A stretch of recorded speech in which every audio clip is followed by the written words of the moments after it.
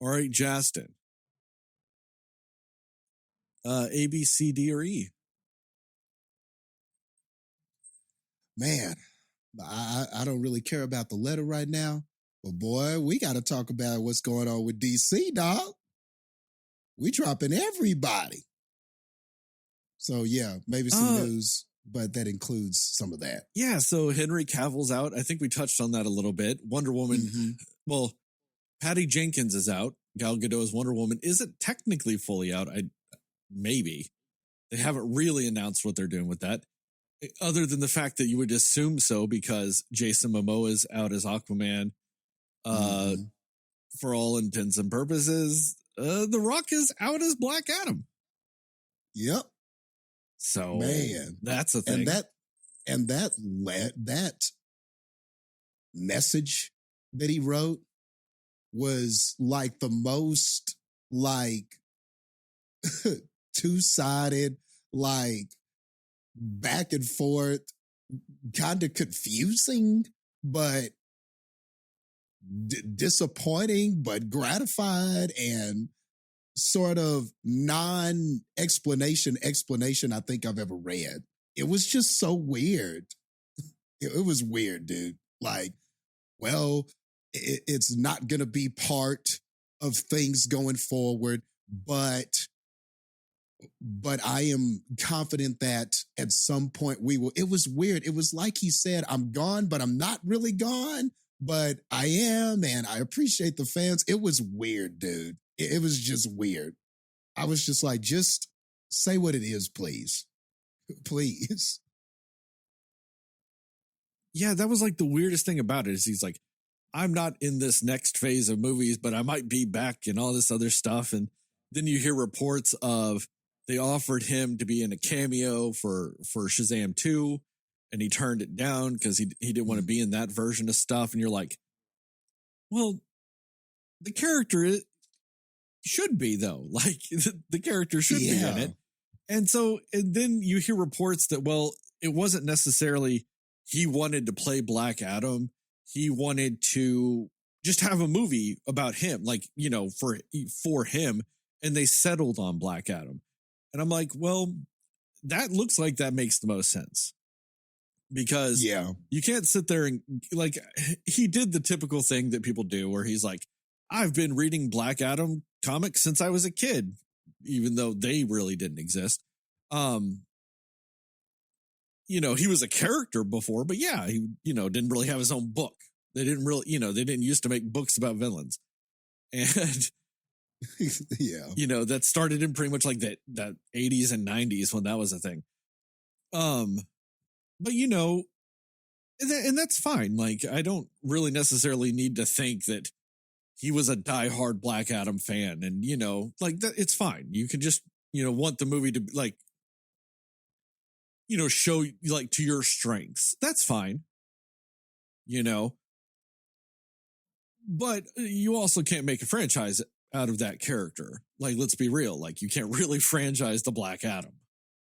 Yeah, you know? He's never been that kind of character in the comics to where he could carry his own stuff like that. And so why would we think that he could be this kind of character in the movies? That's just the thing. I get that The Rock wants to be there because we've seen this kind of behavior before, like with the Fast franchise and everything like that. He totally wants to have command and sort of do his own thing. And he's the kind of star where that's kind of the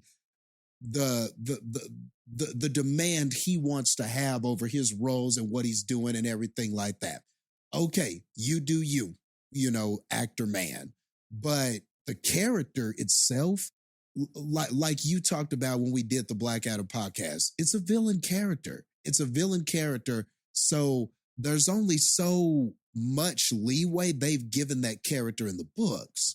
And yes, that character has had some individual stories, but it's not like that character is like a franchise, like number one character. That's not what that character is. He's from what I understand, he's like you have Shazam, and he's sort of like a character within Shazam's story, right? That's how I've always seen him. He's more or less the trope of comic books where you've got a villain that's the opposite of you.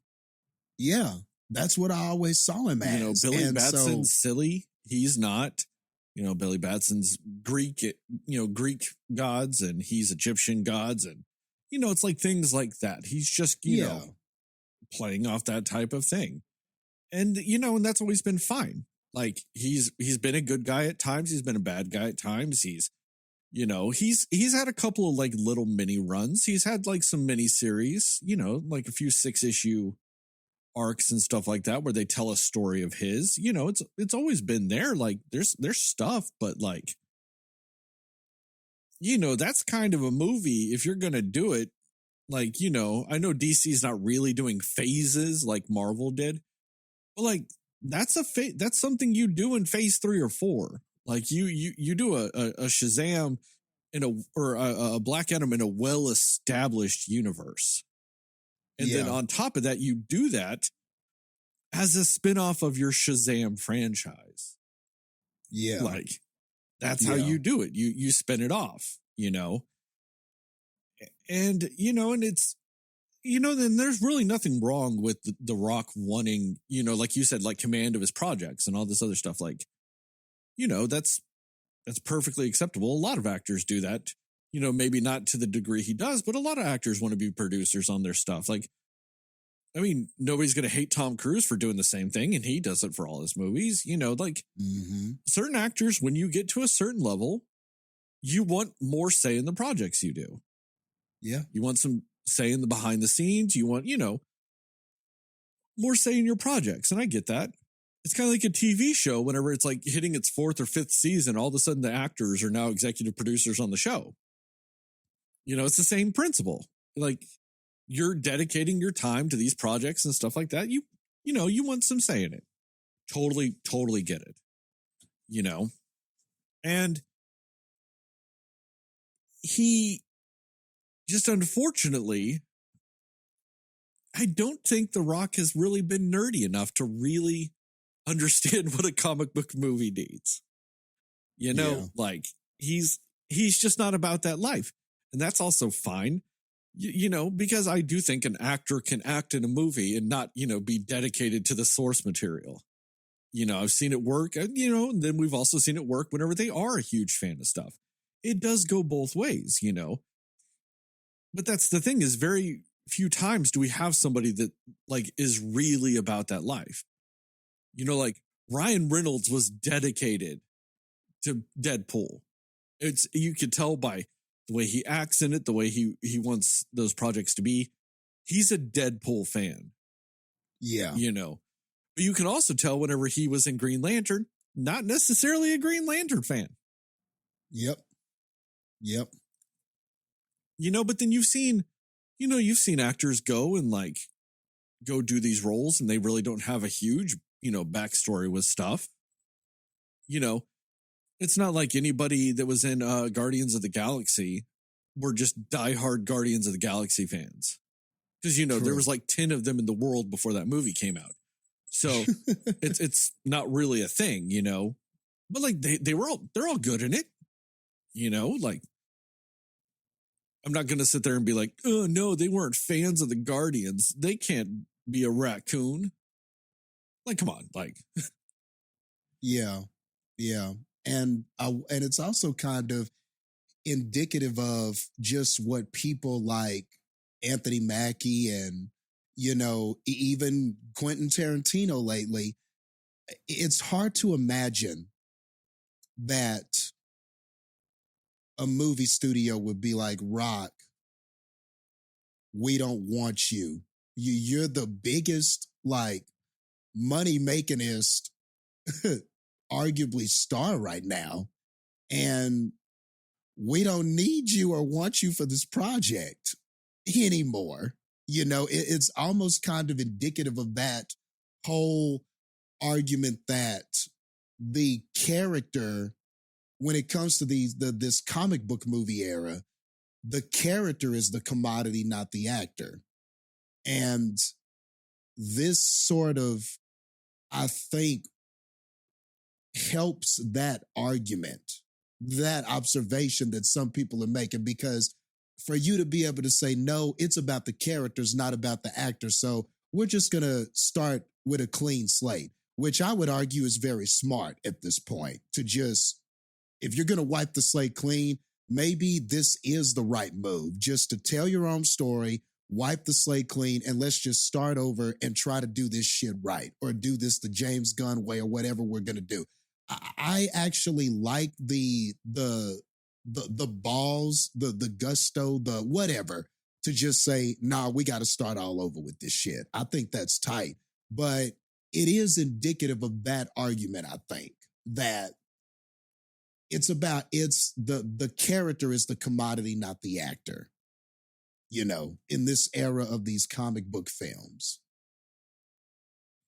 When Tarantino first said that, I kind of thought it was a little backass.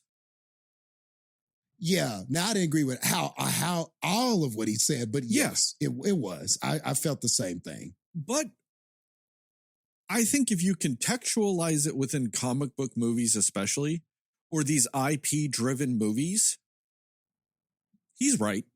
He is. Like, it is more about the characters than it is the people performing them. Now, where I think he is wrong is when he's more or less bringing up the concept of a movie star. That a star, like, there's no stars anymore. That's not true. Yeah. Because I think some of these people have made a name for themselves playing these roles and then continued on afterwards. I mean, True. Are you really going to sit there and say Chris Evans is not a star when he's not Captain America? Like, he's got a following. People love him. He's got a fan base.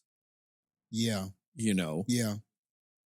So much so that when people found out he was just dating somebody for a year and the public didn't know about it, fans were flipping their shit about it. Like, there are movie stars. It's just, they're kind of being made in in a different way. Stars are kind of being made now based off they played an iconic character or a big character and they were in some of these bigger movies. So then they became a star versus how it kind of used to be where Hollywood was like, we're going to make you a star. Yeah. Yeah. And that is a big difference. And like just what you're talking about, like, and I think, I think somebody talked to Robert Downey Jr. about this, and he made a point that, well, without the movie actor, those characters, yes, those IPs are important, and yes, they do hold a lot of ground and the fan base and everything like that from where they come from and everything like that. But it's still up to that actor to bring this character to life. And if that performance wasn't any good, then you got to get somebody else. There wouldn't be these faces and these names and these people that you now associate with these characters had those performances not been so great. So it's like a hand-in-hand type of deal, It's just, that part is just, the actor part is just as important as the IP part, is what his argument was. Yeah, because you have to get the right character or the right person with the right character and all these things. Mm-hmm. Like, that is a big important part of those things.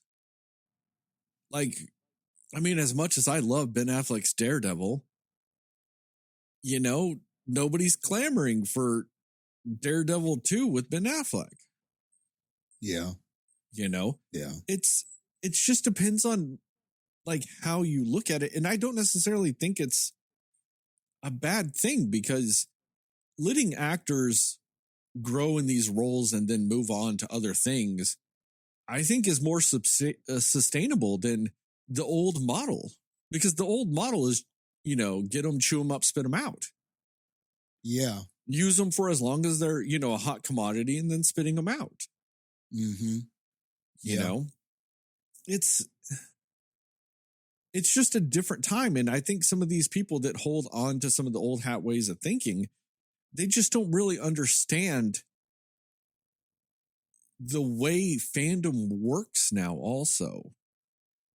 And that's a great point, because it is monumentally different than how it used to be. Like, just the we're aware that the advent of social media and just the connectivity that people have to stars now, like, you can follow these people online. Like, it sounds like a simple thing, but people have to understand what that entails.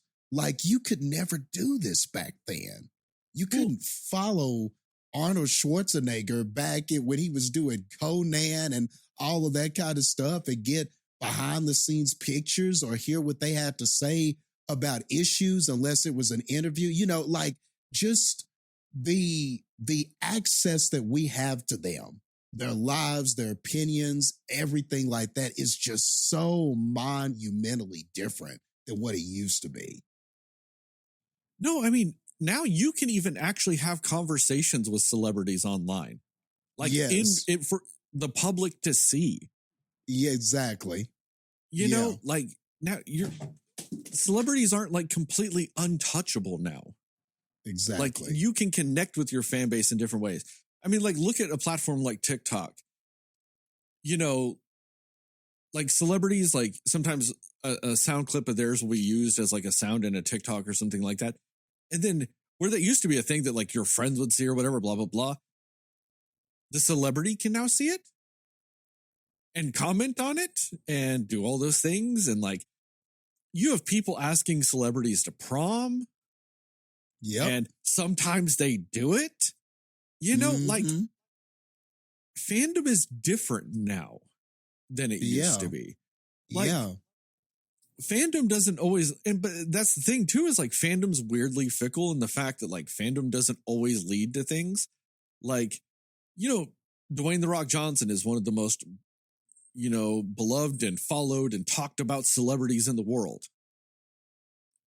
Black Adam didn't do that good. It didn't. There's not always a correlation with things. Yeah. Because now there is that balance of, you can love somebody. Don't get me wrong, I love Dwayne "The Rock" Johnson. Love him. Think he's great. I didn't love Black Adam. Nope. I'm not going to defend him for doing a Black Adam. Yep. You know what I mean? Like, now fandom has the ability to be critical. Not always. Mm-hmm. You do have those overly, like, encompassing fandoms, kind of like a Taylor Swift or a BTS or like a One Direction or whatever, Justin Bieber, where they're not critical always. That's changing also. They're changing that model too.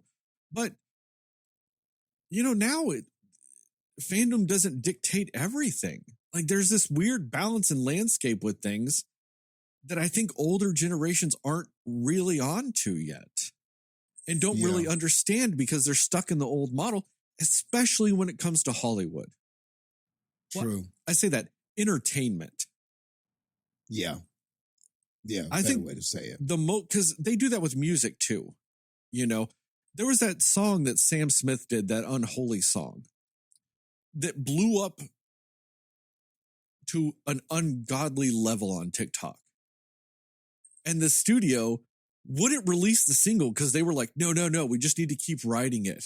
Just like, keep letting it be popular and viral, and then we'll release it. Let's keep writing this. Let's keep writing it. That's not how you do it anymore. Yeah. It's true. Viral. You fucking release it now. Yeah. Because 2 weeks, you're not viral anymore. You're not viral. Exactly. They have already moved on. And that's why it's kind of amazing what content creators, like, people talk about content creators and stuff, but the difficult task of staying relevant and staying viral constantly, man, like, when you look at some of those interviews and some of those kind of things, when they talk about those people, it's like a full-time job trying to stay relevant. Dude, you know? when I was doing that challenge that ended up falling apart, and I did like 4 straight months, it was like 3 or 4 straight months of doing a different movie every day. That alone was a fucking chore. Man, yeah. Because it's every day you have to do it. And so these ones that do creative content creation and they tell stories and all these different things, I'm like, that's, even if it's 3 minutes, you're creating a 3-minute story every day. Sometimes 2 or 3 times a day, just so people don't forget you. Yeah. That's fuck, dude. 3 minutes every day was killing me. Like, yeah, there was more to it because I had to watch a movie. You know, I had to do so much more, but like, it gets to you though every day. Yeah. And I was just doing it for the fun of it. I wasn't doing it going, this is my job. Yeah. And these numbers are going to depend on how much money I receive. Just imagine like looking at those views and numbers and likes and everything and going, my living depends on this. Yeah. And then especially if you have like a family too, if you're not just like a young person and you have a family, it's like, can I afford food for my family? Can I do this? Like my wife quit her job because I was doing so well at this. Do I have to tell my wife to go get her job back? Or do I need to go get my job back that I left to do this full time? You know, all those things. And then like on top of that, like say like one of us was to do something like that with movies. These people have to give opinions about movies every day. Yeah. Every day. Yeah. That's like I said, I was doing that kind of, but I was just watching whatever the fuck I wanted to watch. You know what I mean? So I got to pick and choose. They have to talk about the movies that are the most relevant right now. Mm-hmm. Don't be caught talking about something else. Because then, you know, people don't care. Like you can get away with it sometimes in like the people that do like the horror TikTok when they talk about horror movies. Because horror movies are just dictated by fucking nostalgia. You know what I mean? As much as my ass hates nostalgia, I'm still like at any given point in time going, man, I love me some Candyman. You know what I mean? Like I'm still not immune to it, you know? So they get some leeway because it can be like, what are your 5 favorite, you know, horror movies and stuff like that? And like, or what's your favorite death? They get some leeway with it. You don't get that when it's like, I'm going to do movies just in general. And granted, there's a ton of movies out there. There's always something you can watch, but like, when do you like, you have to do it in a way you also don't burn yourself out. Like, doing this for a job, like a lot of people don't realize, everybody thinks that like, oh, being a movie critic would be so easy back in the days of newspaper. Like where like, you know, like, oh, you just go watch a movie and then write about it. These people sometimes would have to sit through 3 or 4 movies in a movie theater a day and then have to write 3 or 4 articles that day and get it to get them to their editors by a certain time so they can hit the deadline to where they would be in the paper by Friday. And they're seeing 3 or 4 of those movies on Thursday. And you have to really be able to explain this film in those articles, but also do it in an eloquent way that's not spoilery. Like that, you have to have some pretty good wordsmanship to be able to do that. You can't just say things like, yeah, I thought the visuals were good. I thought the choreography was fine. Like, you can't do any of that. It's got to, you've got to bring something that is going to engage the readers and make them want to either check this out or trust your opinion or whatever. You know, it's not just about explaining the movie, but it's about you explaining it in a unique way that's compelling. People don't understand sometimes the art and the ability that takes. Well, then on top of that, you have to go to your 4th movie of the day. So you've been watching movies for 6, 7, 8 hours that day. And you can't hold that fourth movie. Like, you can't hold it against that fourth movie. Yep. The fact that you've just been sitting and staring and writing and doing that wordsmanship, because you're going to have to do some of that while you watch a movie. They have to take like little notes. You know, they're not sitting there typing on a laptop during the movie. You know what I mean? They're going to jot some stuff down though, because unless you're typing your entire article between movies, you've got to go back and think about it, you know, sometimes. And so then on top of it, if it's just like, especially back in the day, the only thing you might have eaten all day is fucking popcorn and nachos and just drinking a fucking soft drink all fucking day. And you might be tired and all this other stuff. But back in the day, we didn't have coffee at movie theaters. You know what I mean? So you're just fucking surging through it on sheer will alone, but then have to have the journalistic integrity to not hold it against that last movie that you're just fucking tired. Man. Yeah. I struggle with that aspect of it sometimes, watching one movie a day for this fucking podcast. Yeah. Yeah.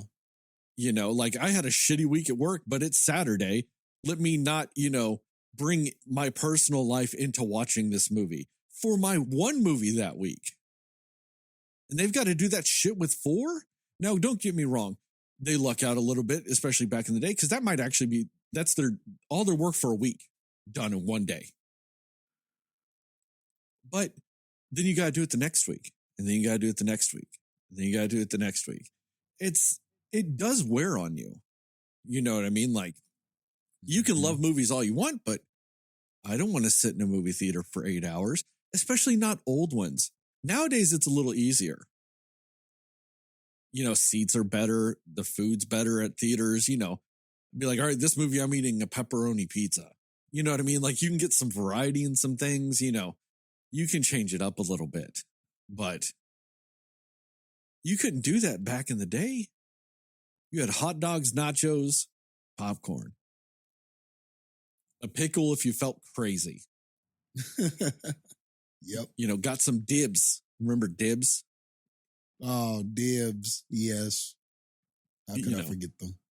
I mean, I guess you could eat candy, but dear God, how much candy can a person eat? Like, you know what I mean? Like, and then on top of that, like, yeah, well, the movie theater or like, well, your paper would cover everything. That's like a ton of money if you're just like eating like that every day, you know. There's a balance to it all. And that's going back to what we were talking about though, with the stuff that this is like what the old hat generation doesn't really remember or think about now. You know, it's all the way it used to be. Okay, well, it's now. So how about you do something for now? Yeah. And I think that's why the actor from Shang-Chi, Simu Liu, made kind of a good point too. Like about how when he was kind of talking about, you know, if Quentin Tarantino and all of these people were the gatekeepers for what makes a good movie or a quality movie or movie stars and all this stuff like that, I probably wouldn't have gotten the opportunity to be a movie star. You know, I wouldn't have gotten this opportunity. So, you know, he made a strong point too. And that's the thing too, like all that back and forth kind of stuff, like now people catch on. I think that's a product of today too. You could have probably just said that in an interview or something, and you may have gotten maybe 1 or 2 people might have responded to something like that, or maybe nobody at all. But nowadays, you got these young actors and actresses and stuff like this, and they're like, man, I'm going to tell you how it is. Like, I would give you a piece of my mind. How about this right here? You wouldn't have given me, Asian man, any opportunity to be in no $600 million movie. So, yeah, I respect you and everything, man. But nah, man, you can't put me down, man. You can't put down the quality of these movies when they're giving other people opportunities. Like, I was like, damn, okay, Shang-Chi, all right. And on top of that, though, if Quentin Tarantino, like my personal feeling about it, if Quentin Tarantino had directed a movie like Shang-Chi, you would have had something, you know, one of those terrible racial characters that he would have been like, no, you have to lean into it. because it's the accurate way of doing it. You know, if he'd done a Wonder Woman book, he would have done like a Fu Manchu as the villain. Like, Yep. just those terrible fucking things. Like, and because he's done that before. He's done that in his movies. Like, it was a stylistic choice then, and some people let it slide, some people haven't. But like, I don't know. I don't really enjoy watching a Quentin Tarantino movie anymore, just because I just know at some point in the movie he's going to be in it as a rapist that says the N-word 9 times. Yep.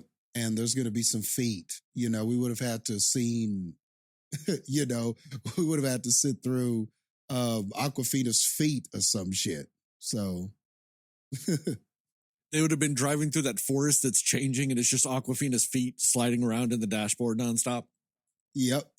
Yep.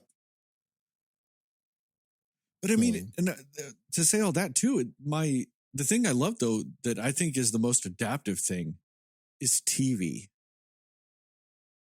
Because TV, they're throwing out so much shit between, you know, all the normal networks and normal cable television outlets and your streaming services and everything. There's so much TV out there that it's adaptive because it's just, there's always something new.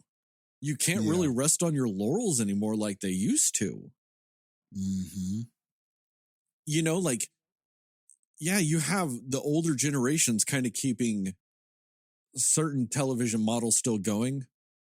You know, like your big cable network TV shows, like your Law and Order SVUs and your NCISs and stuff like that. Like, yeah, they get their audience from that, but like everything else is there's so much more shit out there that you didn't used to get. And I think that's why TV is really good at adapting now. Like, even then, they're not afraid to swing some of those times. I mean, you know, with when current cultural, like big cultural moments happen and those change things, they'll change story arcs in a television show for it. Because it's filming, you know, 2 weeks, that episode's filming 2 or 3 weeks after that shit happened. So they're like, it might be 2 or 3 weeks late, but we'll throw it in there. You know? Yeah. And that's what's, you know, kind of crazy about some of the stuff. And that's why I think television is kind of the most fun thing sometimes. Like, there's such a huge variety of it. And even then, like, as much as I, you know, am burned out on Marvel, and we've talked about that shit, I've liked almost every Marvel TV show, though. I'm burnt out on Marvel, but I love watching Marvel television. Yeah, it feels like they've got a little more freedom and a little more leeway, and it doesn't seem as pivotal to fit all of these things into this small runtime. And it just feels like the characters are not there like, oh, look at these big like television characters that you have to see and develop. It feels like with some of those projects like She-Hulk, they can have a little fun. And I think it does serve the quality of those narratives a little better. Like they're a little more creative when it comes to those, it feels like. And on top of that, though, you're getting some of this stuff like Kevin Costner. He's in that Yellowstone show. Like, one of the biggest movie stars ever. He's doing television. You know, like, it's a real thing now. Like, television isn't a death sentence. Television is like a revitalizer now. It is. And honestly, when you think about a lot of actors and you ask the question, well, where have they been? Why haven't they been on the screen? 8 times out of 10, they're probably doing some TV stuff.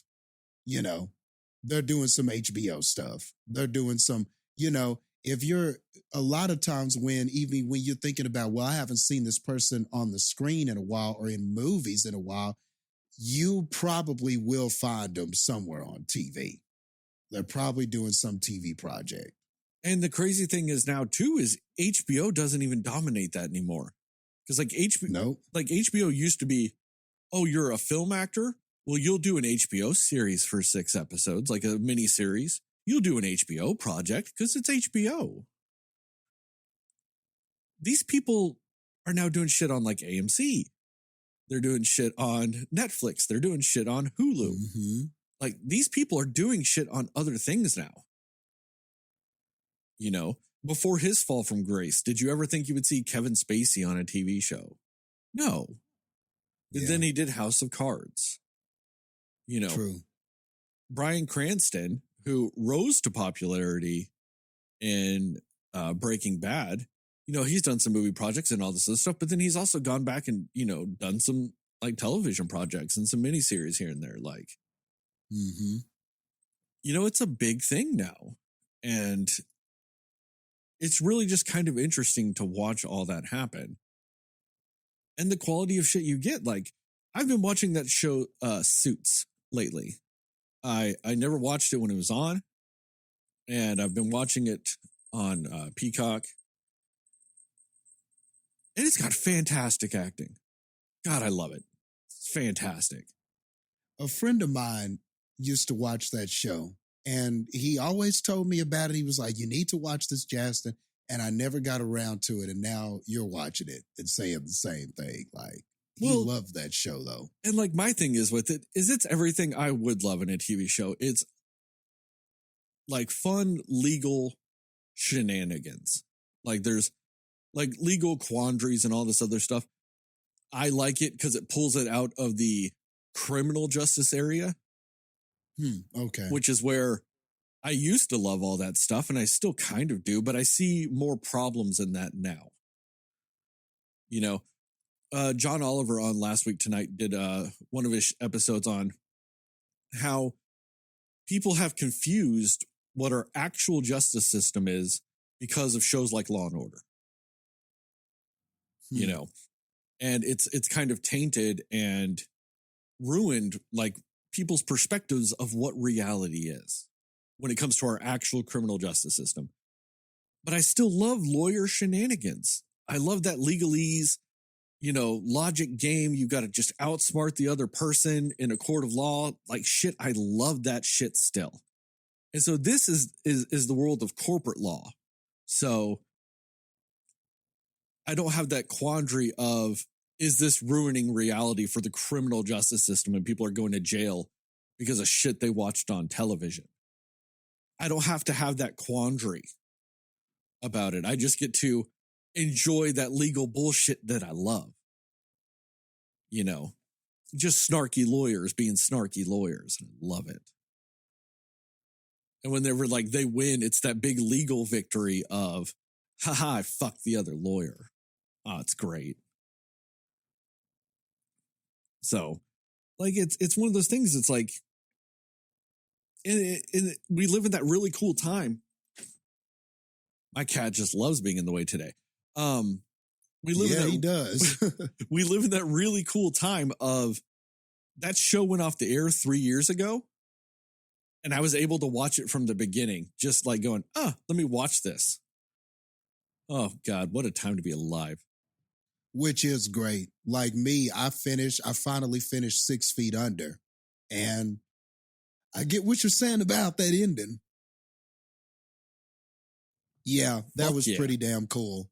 That was pretty damn cool how they did that ending. I was like, tied it all up. All right, fuck this episode. No loose ends. Just talk about that. But I mean, it's one of those things. Like, I on TikTok today, somebody had posted a clip of Oz. When I'm finished with Suits, I'm going to go back to watch Oz again. I'm like, you know what? I haven't watched Oz in a while. That just reminded me of its greatness. See? God. And see, I watched Oz, I think early last year. I rewatched it. Still loved it. I'm thinking about going back to Sopranos. But there are other shows I need to watch too. But man, I'm always like down for Sopranos because I just love that show. But I still got to watch Deadwood. I got to watch. There are other shows I really need, other HBO shows I missed. But yeah, I totally get where you're coming from with that though. It's just such good shit, man. I get it. Like I said, I'm watching a new show now But like, I haven't rewatched a show in a little while, like truly sat down and rewatched. Like, I've got those shows I put on in the background, I've got those. Yeah. But like some of these more serious shows that I watch, like I haven't gone and rewatched one in a little bit. And I'm like, it needs to be Oz. But I'm kind of worried about watching Oz, because if I watch Oz, I'm going to watch Sopranos. If I watch Sopranos, I'm going to watch The Wire. I'm going to like spend the next 2 months just watching HBO shit. Because if I watch The Wire, I'm going to watch 6 Feet Under. And then if I watch 6 Feet Under, I'm probably going to then have to watch Carnival. And you know what I mean? Like, I'm going to get in this downward spiral of just all these HBO shows I need to watch. Yeah, because once you start, man, it's, HBO is kind of like what the Pringles commercial used to say, like, you pop, you can't stop. It's kind of true. You just go down a rabbit hole. Like, I stumbled on a video on YouTube, and this was like just a few days ago, and it was like every single death in The Wire. And it was like a 35 or it was like a 35 or 40 minute YouTube video. And I watched every single death.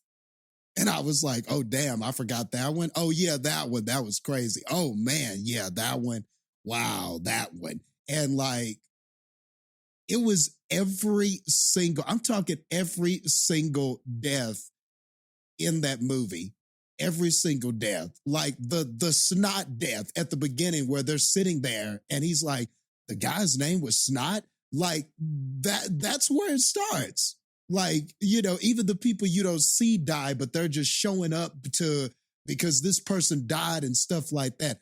Every single death. And I watched that video because it's HBO shit. Like, it's crazy, dude, how good that stuff is. How addictive it is.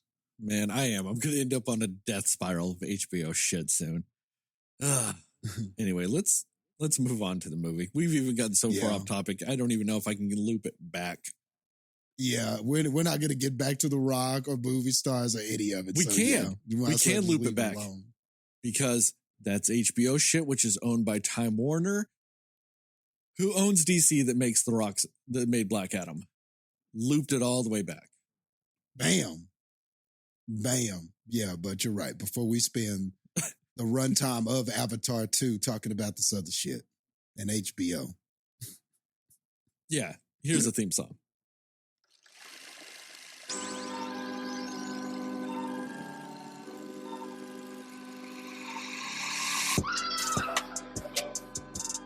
Somebody will listen to me. Nobody knows anything but you. All right. Are you ready? Yes. Come on. Cinema Slayers. Hey, Cinefans, and welcome back to another episode of the Cinema Slayers podcast. I'm Sterling, and as always, I'm joined by Jastin, no Heather, because Heather never watched the first Avatar, and Heather had no interest in watching the second Avatar, so it is what it is. No Heather. If you didn't get from like that intro we just did with Heather just being mysteriously quiet the whole time, officially, this is me breaking the news that there is no Heather on this episode. But we are here to talk about what we liked, didn't like, and everything in between with Avatar 2, The Way of the Water, or The Way of Water, or it's just Avatar, The Way of Water. I don't know. It's the second Avatar movie, and it's got some water shit. We will go spoiler-free recommendations and scores, and then into a more spoiler-centric section with time codes in the description of both the podcast and YouTube to allow you to jump around if you so require. And with all that, let's just change the whole script while we're at it. I'll start the non-spoilers. Okay. We'll flip it since it's just you and me. Cool. Non-spoilery. I mean, the movie's beautiful. I can't take that away from it. It's a beautiful fucking movie. Like, supposedly water is one of the hardest things to do when it comes to CGI and stuff like that. It looks great. The hair looks great. The skin looks great. The textures look great. I mean, at one point they're doing some like, Na'vi shit, and like they zoom in on like one of the characters, like I think stomach, while they're doing something. And you even see like tiny little hairs on the stomach. It's fantastic. It's beautiful. And, they've got the the one human kid, and he's interacting with the environment just like the CGI characters are. It's a beautiful movie. And then you get to the story of the movie. I'm not going to say it doesn't have a story. It does. It's at least got a different story than the first movie. Because the first movie was just other movies. Yeah. And so this one is at least has its kind of own story to it. Ish. Yeah. At the same time, it's the most vanilla, bland story that's ever fucking been written. I mean, if you were to ask me what vanilla looked like in movie form, it's the story of this movie. Like the first movie, you could argue had flavor. It was just like bag cereal flavor because you had it done before. And this was just mimicking those things. You know, it was mimicking Dances with Wolves. It was mimicking Pocahontas. In a lot of ways, it was also mimicking The Last Samurai. And if you didn't, catch the theme of that, it also kind of just encompassed white saviordom in sci-fi intergalactic blue people form. This movie at least kind of gets away from that. Kinda. I think it's still there in the background, like sneaking. Like it's in a trench coat hiding in the corner watching you. Just hoping you don't notice it because the lights are dim. It's still kind of there, but it's at least kind of got some uniqueness to it. But it's insanely easy to predict what's going to happen. You're not really surprised by anything. And then there are story elements in it that I just vastly disagree with.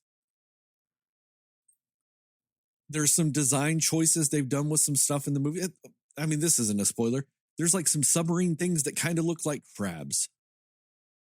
And I kind of get that, except for the crab submarines to go into the water, they like grabbed a pole and swung out into the water. I'm like, that's the most inefficient way to like put a sub in the water. Like, wouldn't it just like jump off? Like, why does it have to grab a pole like it's an actual crab? Like, that's a weird design choice if that was made in real life. So, like, you had those elements that would weirdly jar me in those regards. But then my biggest issue with it is the way it told its bland-ass vanilla story. Every time they did a scene in this movie, it was preceded or followed by like no less than 1.5 to 2 minutes of establishing shots or like exit shots. They couldn't just have a scene. It had to be like have a visual setup and then a visual exit every time. So if the scene... Look at these graphics shots. I mean, this is the definition of a tech demo movie. Yep. You want to see what our computers are capable of producing as far as movie graphics go? This is the future. And it's now. If you want anything else, look for another fucking thing. I mean, it's just what... And I get that it's got a simple story, but I think that that's unfair to simple stories. Because what makes a simple story work in a movie is how efficiently it's told throughout the movie. You've got a simple story, you tell it in 1.5 hours. Maybe 1 hour and 45 minutes if you're crazy. You don't tell it in 3 hours and 11 minutes. Because then you're just dragging out your simple story and you never get anything new with it. You know, why does John Wick work? Because I think the longest one is 2 hours long. You know what I mean? Like the longest. It's got a simple story. You know, guy gets married, Wife gets cancer. She gives him a dog. She dies. It turns out he's an assassin. Somebody kills the dog, so he kills him. Simple ass story. You know, that's like such a simple story. You could even make like a short 10-minute movie off of it. You know what I mean? You can make like a little short movie on it. They did an elongated story. It's still what, like an hour and 40 minutes? The first one? You know what I mean? They're still efficiently telling the story. This one has the same type of story. And it's 3 hours and 11 minutes long. And it's not like other movies that are this long or around this length. Hold on one second. My cat's going crazy over here. Hold on. Okay. Anyway, he's getting into something he shouldn't, so I had to stop. Okay, so look at Avengers Endgame. That's not really a complex story. Because it's the ending, it's the culmination. All the information you need is in the other movies.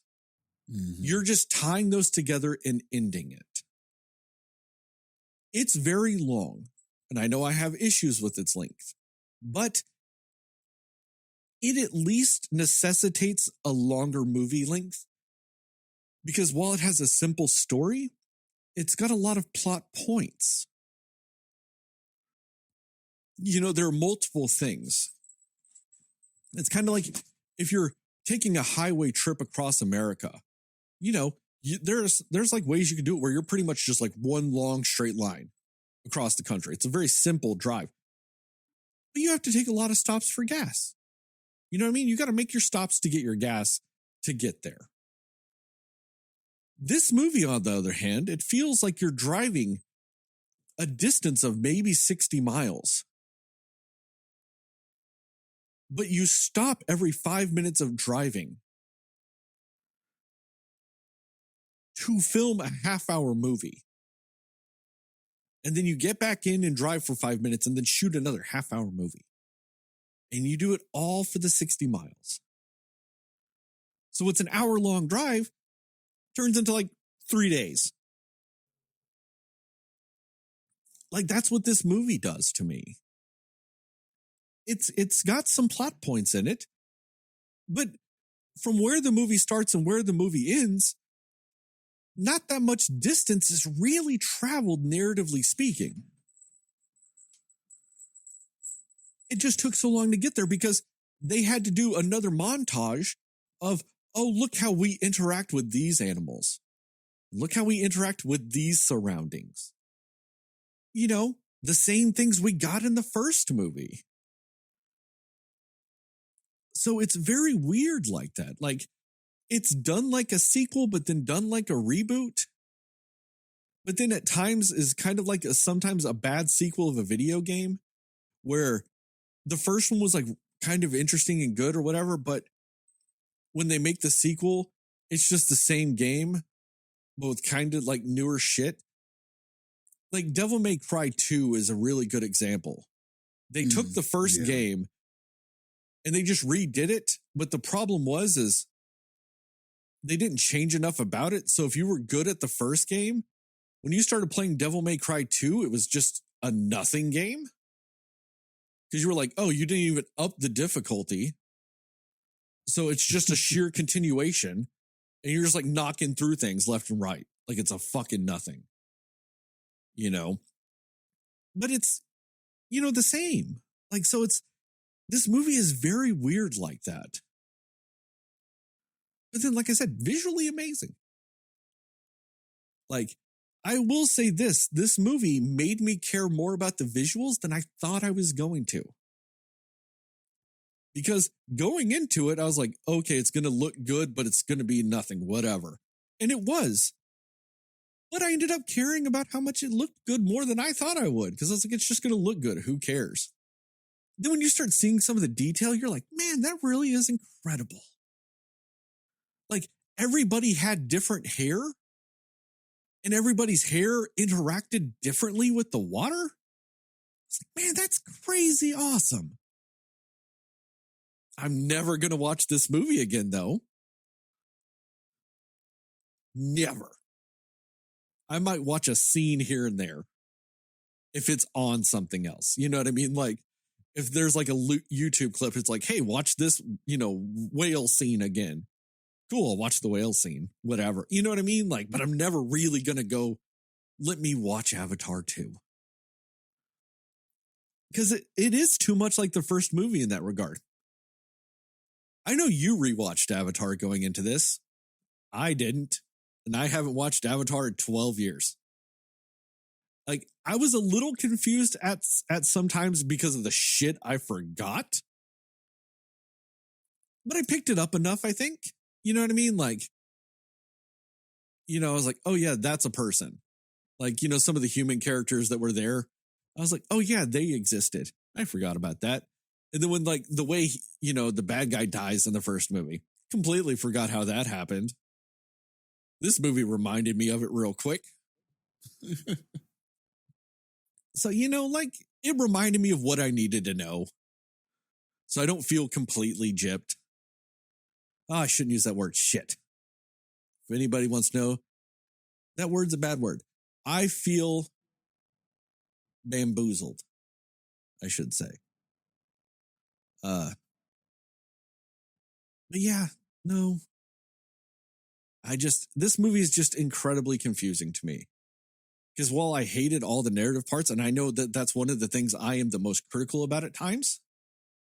Like, if you want to hear me be critical about a story, go listen to our fucking Bones and All episode our last fucking one. And that's a big hang up for me. But at the same time, I wasn't really expecting this to have that much story. So maybe my expectations were tempered enough where going in, that aspect doesn't bother me as much as it would in another movie. But it still bothers me a lot. And I don't care how good you look. In the end, that's not what matters. Looks fade, as they say. You got to go for that depth. This is one of those movies like, you do the one night stand. I watched it once. That's all I need. Not going to marry it. What about you, Jastin? Yeah, I definitely get some of that. Like, I think that's really just been the calling card of Avatar. What made the first one such a rousing success was not the white savior narrative that we've seen a million times. It was the visuals. It was the 3D. It was the advent of sort of like having this visual style and mixing it with 3D and bringing sort of something that we felt kind of had reached its limit and bringing it back and showing, but look, when you have these graphics and with this 3D, look at the visuals that you get. And sometimes what visuals can do is they can make for a very immersive experience, especially like with 3D and stuff like that. So Avatar became more than just a movie. It was an experience. And that's what we ultimately pay for with things. That's usually the biggest separator from like a movie that a lot of people like to just a movie a few people like. Hell, that separates like a regular NFL game you're watching from like one of those just great games that like you'll never forget and stuff like that, where just all this epic stuff happened and there were just these visuals and the players' faces and you can remember like certain details of the game and it's like, man, I will never forget how this game made me feel. Well, I think Avatar, why the first one is the highest grossing movie is because they created an experience with those visuals. It was never a great story. And like rewatching the movie, I think I was able to like double down on that. Like it really is an egregious white savior narrative, But even still, going back and watching that old movie, I was like, even still watching it, I was like, damn, man, this still kind of looks good. Like the graphics didn't look hella dated. Like it didn't look like something that was made, what did we, 15? 13 years? 13 years ago? It didn't look 13 years. It didn't look like, it didn't look PS2 to PS5. It didn't look quite like that either. So I think that's a testament to the visuals and how they made for that to be such an immersive experience at the time. So going into this second one, I guess what I expected was, okay, you're not going to be able to create the awe-inspiring visuals I thought that you did in the first movie to make everything just ride on how this looks visually. You're going to have to tell a better story. You're going to have to come with something with a little more depth, as you put it. You're going to have to come with something that's a little more compelling as a story. And again, I think this movie just does kind of, in a lot of ways, what that first one did. And you already said it. It's got these amazing, immersive, just very detail-oriented visuals. And the visuals do look amazing, and you can't take your eyes off of them. And that will get you through the 3-hour runtime. Like, there's always something interesting to look at. So that can sometimes help an experience last longer, you know, if there's always kind of, oh, look at that, look at that, look at that. But after a while, what happens is, like a trainer told me this story for wrestling, and I think it's appropriate to tell here. Like, Dr. Tom Pritchard, I love you, man. You know, I don't know, like, I'm acting like he's going to listen to this, but if anybody knows Dr. Tom Pritchard, very popular wrestling trainer, used to work for the WWE. He trained the people like The Rock and stuff like that. So Dr. Tom Pritchard is a very prominent name in pro wrestling circles, and he was a very good wrestler himself. Well, he told this story during training about two elephants. Like, the first time the family drives by and they see these two elephants having sex, right? And he's like, oh, look at those two elephants fucking. And the family drives by. And it's like, wow, man, can you believe that two elephants were fucking? Then the second time they drive by and they're like, man, those elephants, man, they're still going at it and everything like that. And then he said, but then some time passes and now we're on the third day and now the family drives by and they're like, look, there go those elephants fucking again. And I think that analogy perfectly describes this movie. After a while, you're like, oh man, the graphics. And it looks amazing. But after a while, that starts to become routine. And then you start noticing the flaws of the story. You start noticing that there are, I think, too many characters in this. And why do I say that? Because you couldn't develop all of these characters or make them all compelling in a certain way. And I think maybe if you had less of them, maybe you could have done that. So there are characters that get sacrificed to the altar, sort of what this is. Then the movie develops certain characters that I just think are side characters, and they get more development than some of the sort of human Pandoran characters that we have in here. And I questioned some of those decisions, like, why is this animal thing getting more? Why am I understanding more character? Why am I getting more character development from this animal than what I'm getting from some of these human characters and family members and stuff like that? You had a chance to make this villain, and then it's a family story. And I think that that's the most vanilla bland thing about it. this is a very much a family story where you have this, not like, oh, it's fun for the family type of thing.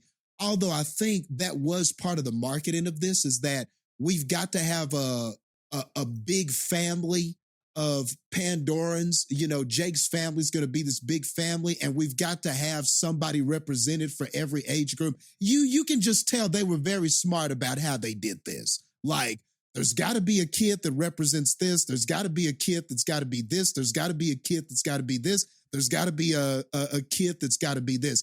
Very, very smart on how they did the family, so to speak. Well, There's somebody that represents just about everybody in a nuclear family. and it's the most cookie cutter way of doing it too. 'Cause, Exactly. Like, you've got like, well, their oldest is a boy, and the second oldest is a girl, and the third is a boy, and the youngest is a girl. Like it's Yeah. just so in order. You know what I mean? Yep. Like it's just Yeah. the atypical, like the firstborn's a son, and then they had a daughter. And like, yeah, I know technically, you know, whatever, they didn't have the daughter, but you know what I mean? But still, it's like you said, they've got one kid that's adopted. They've got one kid that's not. They've got the outcast. They've got this. They've got the random just friend that's a human. So they've got the, you know, in an old 90s TV show, it's essentially the token minority character. They've got Yep. that character in the human kid. You know what I mean? So it really is, like you said, the most by the book. Let's hit every family demographic possible. Yeah. That's what it is. So, you know, so you're sitting down watching this and you're a kid or you're this family or whatever. Those things are relatable, I guess, in that way. But I just wish we had done, like you said, but the story sort of plays out, like you said, it's predictable because you kind of know what every character is. You kind of understand what they are. And then the film, the storytelling is not nuanced enough or innovative enough to do anything different with those pieces. So you kind of know what every character is. The outcast character trying to find where they belong, the younger sibling trying to prove themselves, the outcast that's misunderstood. I mean, the kid that's just squeaky and is just around to look cute and hardly does anything useful. Like, it's all there. It's pretty much all there. If you've seen these family dynamics in movies, that's pretty much exactly what you get here. So again, we have a movie where the biggest draw of it, the best thing about it is how it looks.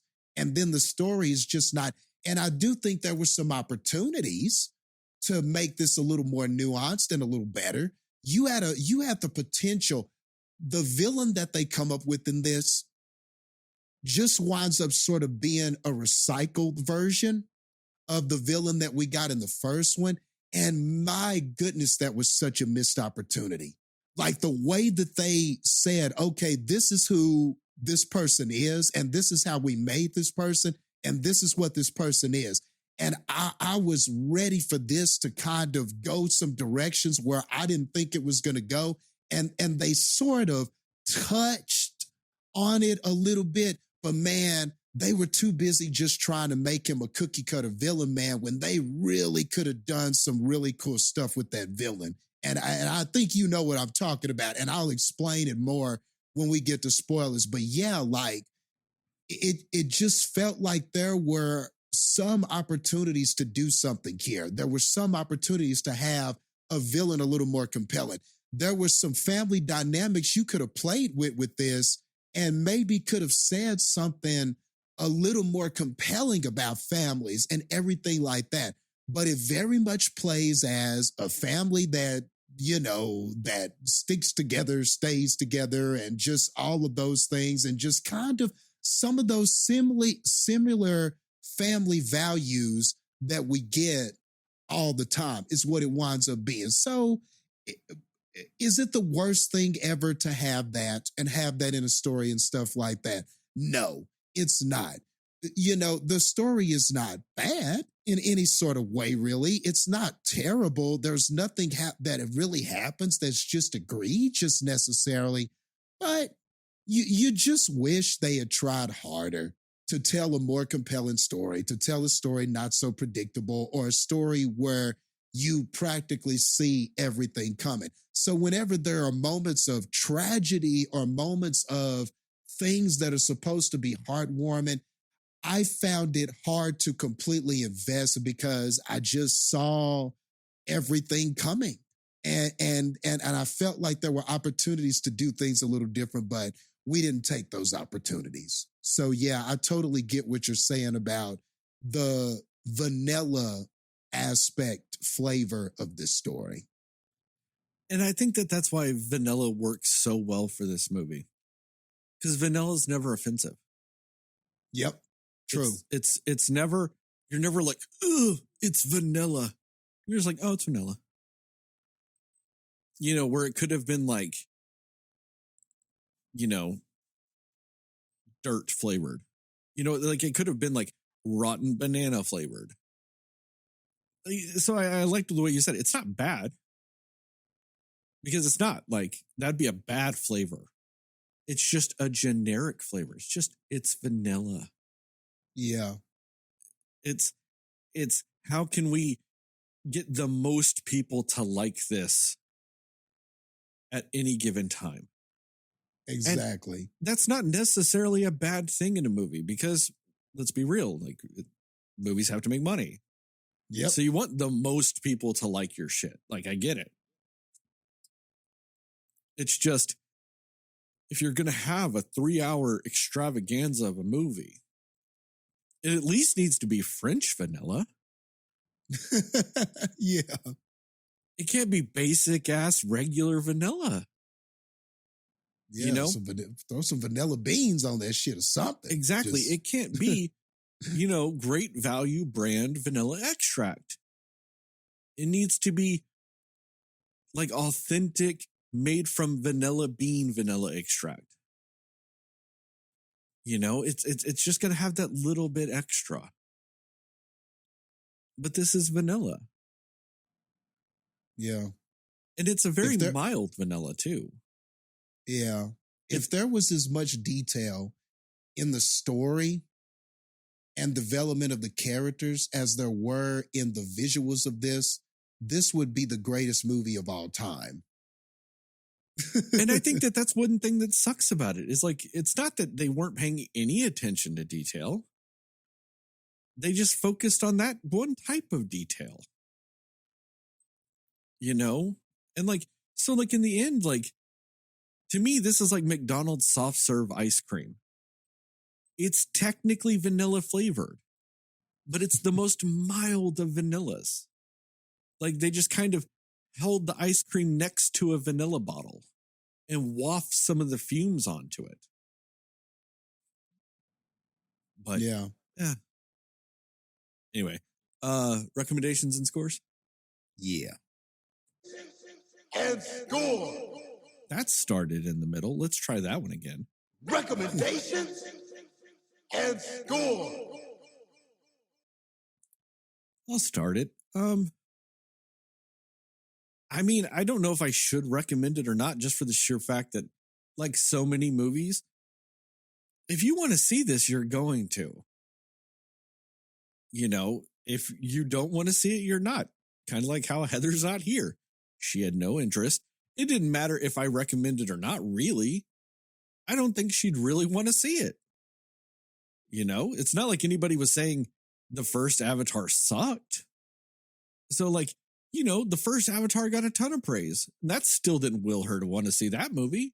So what really could I say about this one that's going to go like, oh, well, that changes everything. Let me watch the Avatar franchise now. You know, it is what it is at this point.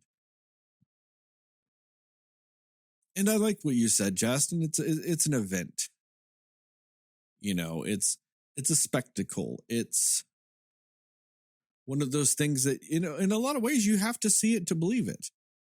And I think if you are going to watch this movie, do yourself a favor and watch it in a theater.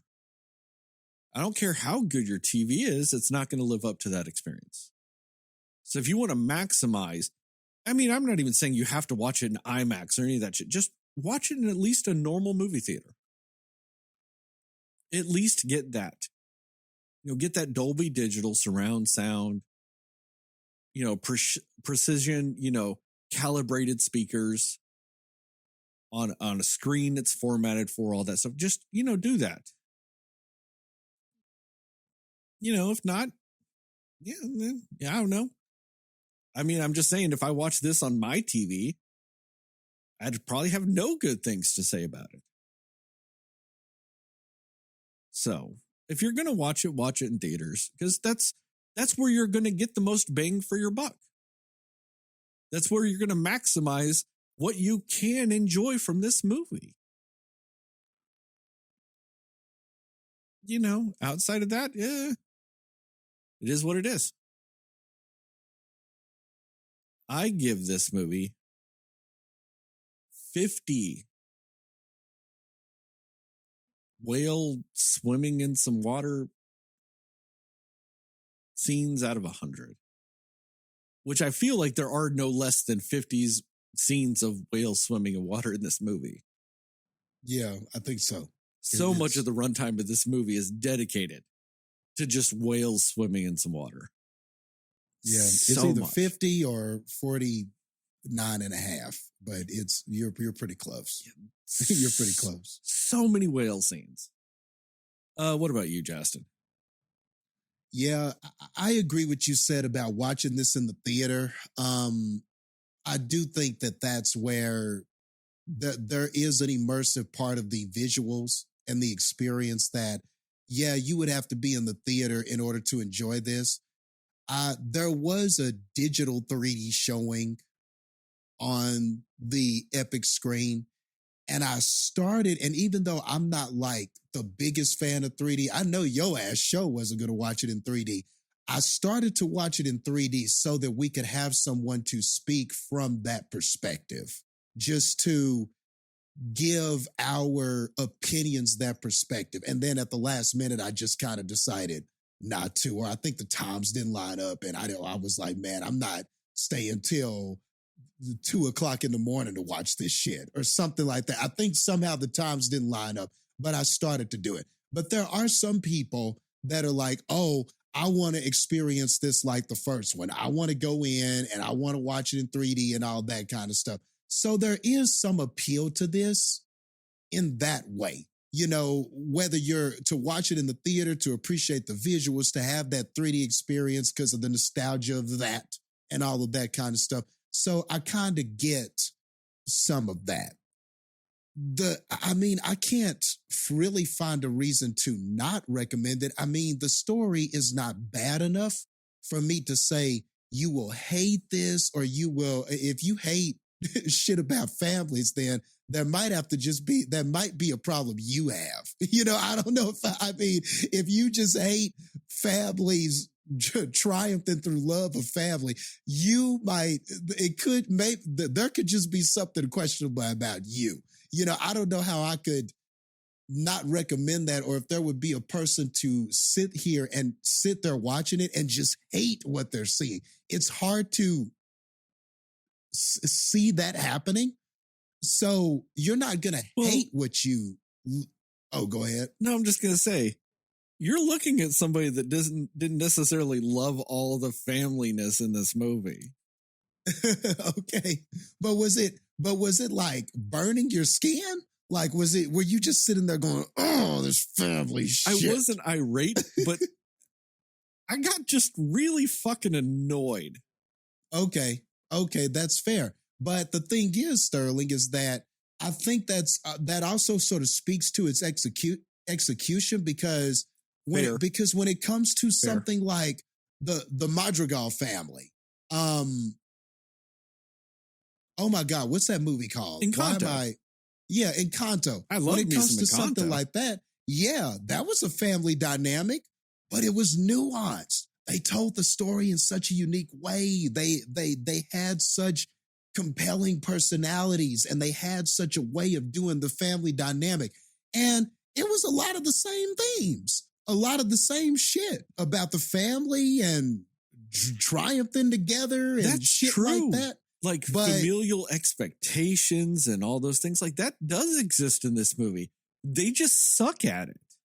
Yeah, it just wasn't, it was just not it didn't taste as good as Yeah. that movie was. All right. That movie was. That's like that ice cream that you try. You know, you try this one and they're like, oh, it's the newest one and it's expensive and look how it looks and it's got all these other toppings that come with it or whatever. And you eat it and you go, you know what? This is not terrible. This is all right. You know, yeah, it looked cool and yeah, and everything like that. But you know what? That wasn't as good as this ice cream I brought last week. It didn't cost as much. It didn't have all the bells and whistles. It didn't have the celebrity on TV going, oh yeah, you need to buy this new ice cream shit. But you know what? It tasted better than this shit. And I spent more money on this. I spent more money on this. I think I've got the best comparison for it. So, like, if this is vanilla ice cream, Encanto, weirdly enough, is just cookies and cream ice cream. Where the Okay, base there is you the go. same. It's still vanilla. Mm-hmm. But somehow just the addition of, let's be real, Oreos. I know that they don't always say it's Oreos, but let's be real, it's Oreos. Yeah. Elevates it to where it feels genuinely like it's a different flavor. Mm-hmm. It's just vanilla ice cream with Oreos, Yeah. but somehow it tastes like something new just because of the Oreos in it. When it's still, Yep. when it boils down to it, is vanilla ice cream. Yeah. But it's that layer, that extra oomph Mm-hmm. that gives it to where it's its own thing now. Like, Yeah. if you really think about it, it's an Oreo Blizzard, but then now they sell it at stores and it's like, you know, a huge ice cream flavor for most people, to where anywhere that has mix-ins into an ice cream always has an Oreo type cookie, because they know some people are going to want that cookies and cream. Yeah. That was good. I like how you said that. And that's sort of what this is. You know, we've said 100 times, we're never going to tell you not to eat vanilla ice cream, but we're just saying, man, you know, you might want to try some of those other flavors at Baskin Robbins. You know, you might want to, you know, there are 30 other flavors that you're missing out on. You know, you might find something that's a little bit better than just this. So that's all we're saying. But yeah, I mean, but I can't not recommend it. So yeah, we'll recommend it. It's got the great visuals. The visuals were a joy to look at most of the time. It's just the story's too simple for it to be a great movie. You're never going to get me to say this is a great movie. It was a fine movie. It was a good movie. It was solid overall, I guess you could say. But it doesn't have those Oreos, man, to be great. It doesn't have them. Ultimately, it doesn't have them when it comes to the story. And that's really where we are. So with that being said, we'll go, I don't know, 65. Crushing your own skull out of 100. That means this movie is officially a Cinescore of a 58. Okay. I'm going to go ahead and round it up. Okay. So it is a 57.5, but yeah, 58. Why not? Cool. Spoilers? Yeah. Spoilers. I'm going to let you go first. I just want to bring up one thing. And I think Okay. it's the thing we kind of danced around a little bit with the villain. I am not a fan of the fact that they went, you know what? That villain from the first one was great. I wish we hadn't killed him. Nah, let's just resurrect him in an avatar body. That's fine. Yeah. I was not a fan of that plot point. And then they did nothing with it except hint at something that could have been amazing. Yeah. When he was bonding with his son and he'd like got onto that dragon thing and all this other stuff, I thought they might have him like that weird, like moment of consciousness where he's understands the Na'vi and understands why Jake Sully did what he did and would have that that internal conflict. I'm not saying he had to turn good, but have that little bit of understanding and that internal conflict. And then on top of that, even use that against Jake. Like, yeah. I actually understand why you did what you did, but unlike you, I'm not changing for it. But I'm going to use that against you. The only thing they really did is they're like, oh, he learned how to ride a dragon. So, Yeah. but they hinted at that. That like he's bonding with his son and that, you know, his son's respect for the Na'vi, that he might like gain some understanding through that. And, you know, but still, he could still be the villain. You can still be the villain. Yeah. You know, he might understand the Na'vi and all that other shit, but then go, but you know what? Jake fucking killed me. Yeah. I still want to fucking murder that man. Yeah. You can still have that. But they hinted at it and they danced around it. And at first I'm like, okay, maybe I'm not going to end up hating that they just brought him back as an avatar. And then the movie just went, nah, fuck all that development that we hinted at that would have been interesting and dynamic and really fucking cool. Fuck all that basic ass villain shit again. Yep. End of movie. Exactly. And that was such a mistake. I mean, just like you're saying, like, and all that thing about, well, you know, you've got all of his memories and everything like that.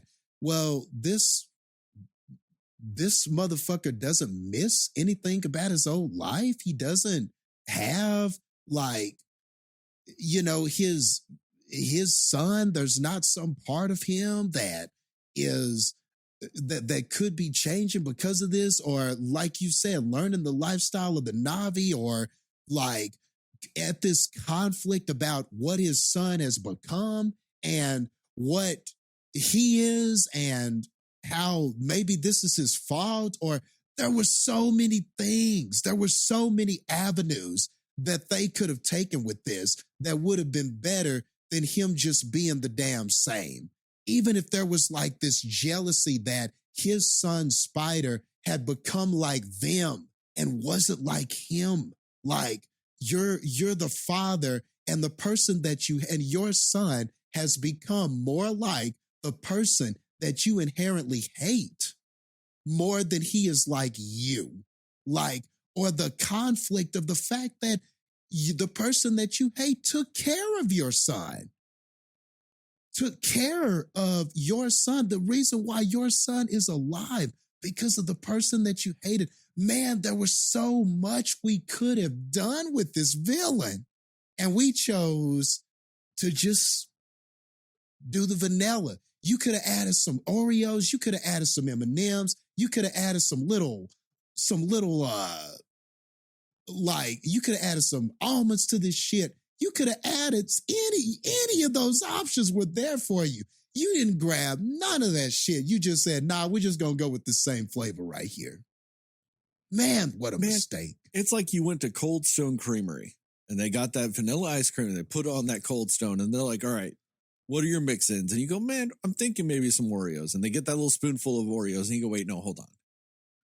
All right, no, Kit Kats. I'm in a Kit Kat mood. And they get that little spoon of Kit Kat and you go, no, I should lay off that. I'm already eating ice cream. Let's just do fruit. Let's do some strawberries. So they get that little spoon of strawberries and you go, not really feeling strawberries. What about blueberries? And they get those blueberries and you go, you know what?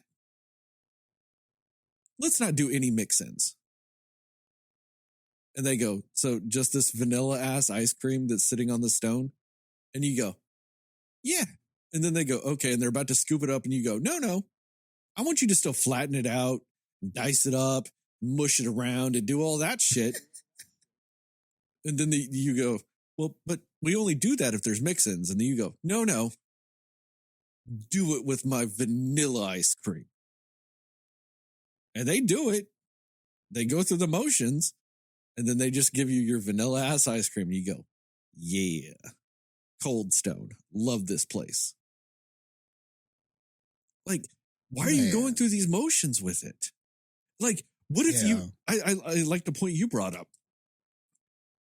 Why can't his end motivation just be, you took me away from my son? Like, my son is nothing like me now. My son doesn't understand me now. My son is like you and not like me. Because of Yeah. you, Because of you. I am now what I hated that you became. Also because of you. Yeah. And like, and those are basic things that even like jaded ass people like me would understand. And it's a level of nuance. It's a layer of intrigue. It's a layer that when he survives at the end of the movie, makes me care about him going into the third movie instead of it feeling like Shredder at the end of one of the Ninja Turtles cartoons from the 90s. Where of course he Yeah. survives because you need a villain in the next episode. You know, it felt like he was just going, ugh, you foiled my plan, Jake Sully, but I will get you next time. Like, that's how the end of this movie feels now. He's a Yeah. cartoon fucking villain. You had a chance to actually edge towards something like Killmonger from Black Yeah. Panther. And instead you went, nah. I don't know, what's another shitty fucking comic book villain? Let's say, But well, who are you going to say? I was gonna say, well, what was the what was the Red Adam? Red Adam, fucking the Sun Man, from Superman, you could just pick any You're of those. from Superman 4. Solar Man. Yes. Or it could have been Richard Pryor from Superman 3. Yeah. Yeah, Like, Richard. You make a nothing fucking villain. You make him turn into a fucking 90s cartoon villain. And what pisses me off, and I don't think it would have bothered me as much, is if they hadn't hinted at it. If they hadn't shown that they thought about it and then went, nah, we need to go more basic. Yeah. Like, it was there. And they got so close. And then they just said, fuck it. Yeah. And there were so many chances to have interactions with him and his son where he's trying to show his son that his way is more appealing, or that you shouldn't be like this, son. You should be more like me. You should like these things and blah, blah, blah. And remember when we did this, and he's not able to reach his son because his son has grown up with Jake, with Jake Sully. And he can't reach him and everything like that. And there's this conflict of, well, but my son survived. And that could have been a conversation he had with Spider. And Spider been like, the only reason I'm alive is because of Jake. And there could have been this conflict and all of this stuff. Then that moment where he thinks his son is going to die, and he's like, no, don't kill my son. God, that would have been such a much stronger moment if you had developed this character more. But it doesn't line up in the movie we got. It doesn't, because you're taking him on this dangerous mission in the midst of this war, and you don't seem to care about his well-being almost this entire time. And then all of a sudden you're like, no, don't kill him. I care about him. Nah, son, you don't get to do that shit. We should have saw that shit the whole time. We should have saw that conflict the whole time. The only time they skimmed around it and hinted at it, like you said, was when Spider was in that brain machine, and he could tell it was torturing his brain and everything. And he said, hey, why don't we stop that and do something? Let me try to come at him a different way, from a more, human way and stuff like that. And so you got the sense that that there may have been a side of him that just didn't want to see his son suffer like that. But you gotta develop those things. You got to have development of those things. We got to see more in instances of that. You can't just have it at the beginning, have it at the end, and say we did that shit. Yeah, and then you could have him and Spider have those moments like they were on the cusp of with it too, like with that whole like dragon scene where he's like, well, Jake Sully did it at once. I'm going to do it all at once. Or do it the hard way or whatever the fuck they called it. And then you could have had Spider like gain some respect for his father. Yeah. And be more willing to interact with him. You could have had some scenes where instead of showing us like, you know, some whales swimming for, you know, the next half hour, show some scenes where he's like teaching Spider like the human way, like that human military way of doing things. Like, this is how you fire a weapon. This is how you clean a gun. This is what my life was. Yeah. Show him that stuff. You know, those little things, or have Spider like, you know, be like, well, show me how they do this, like the Na'vi do this and do that. And like, you know, those little things to where he's gaining knowledge from Spider. And as he's doing it, Spider's actually gaining respect for him because he realizes that his dad's not against necessarily the Na'vi ways. It's, you know, like little things like that you could build layers upon, and then have like Spider do something that's like really kind of cool or interesting or something like that. And his dad realize, oh, wow, my son can do that. Like, what else have I missed? Yeah. And then, yeah. Then gain a little bit of resentment because he's like, because Jake Sully taught him that. And Jake Sully killed me. And not me. And not me. And then he gains a little bit more resentment. And little things like that. Like, so that way, when you get to that scene where he's trying to be that hard military man and all these other things, and then he's like, no, don't kill my son. It's earned. It makes sense. You see the development of how it got there because you don't really get that. And it feels out of character at that point. Like, I know it's not necessarily out of character for a father to do that, but it's out of character for that father to do it. Yeah. Because he lost the upper hand in a strategic way because of that. And you don't really get the sense that he's willing to give up a strategic advantage. He's willing to let anybody die and all this other bullshit to keep that advantage and to keep the press on and all these things. So it really kind of sucks whenever they do that. Especially when the groundwork is there. They just didn't do any of the work to build it. They'd rather give us so many scenes of swimming whales. God. Yeah. Just so many. And that was another thing that was mind-boggling. I'm glad you went to the whales because that's a perfect segue. Why did a whale get more character development and origin story and everything than some of these other characters that you introduced in the family and stuff like that? I didn't really understand that. I was feeling more for that whale than I was for some of these family. I felt more for that whale than I did for the older brother that was killed. And that's sad.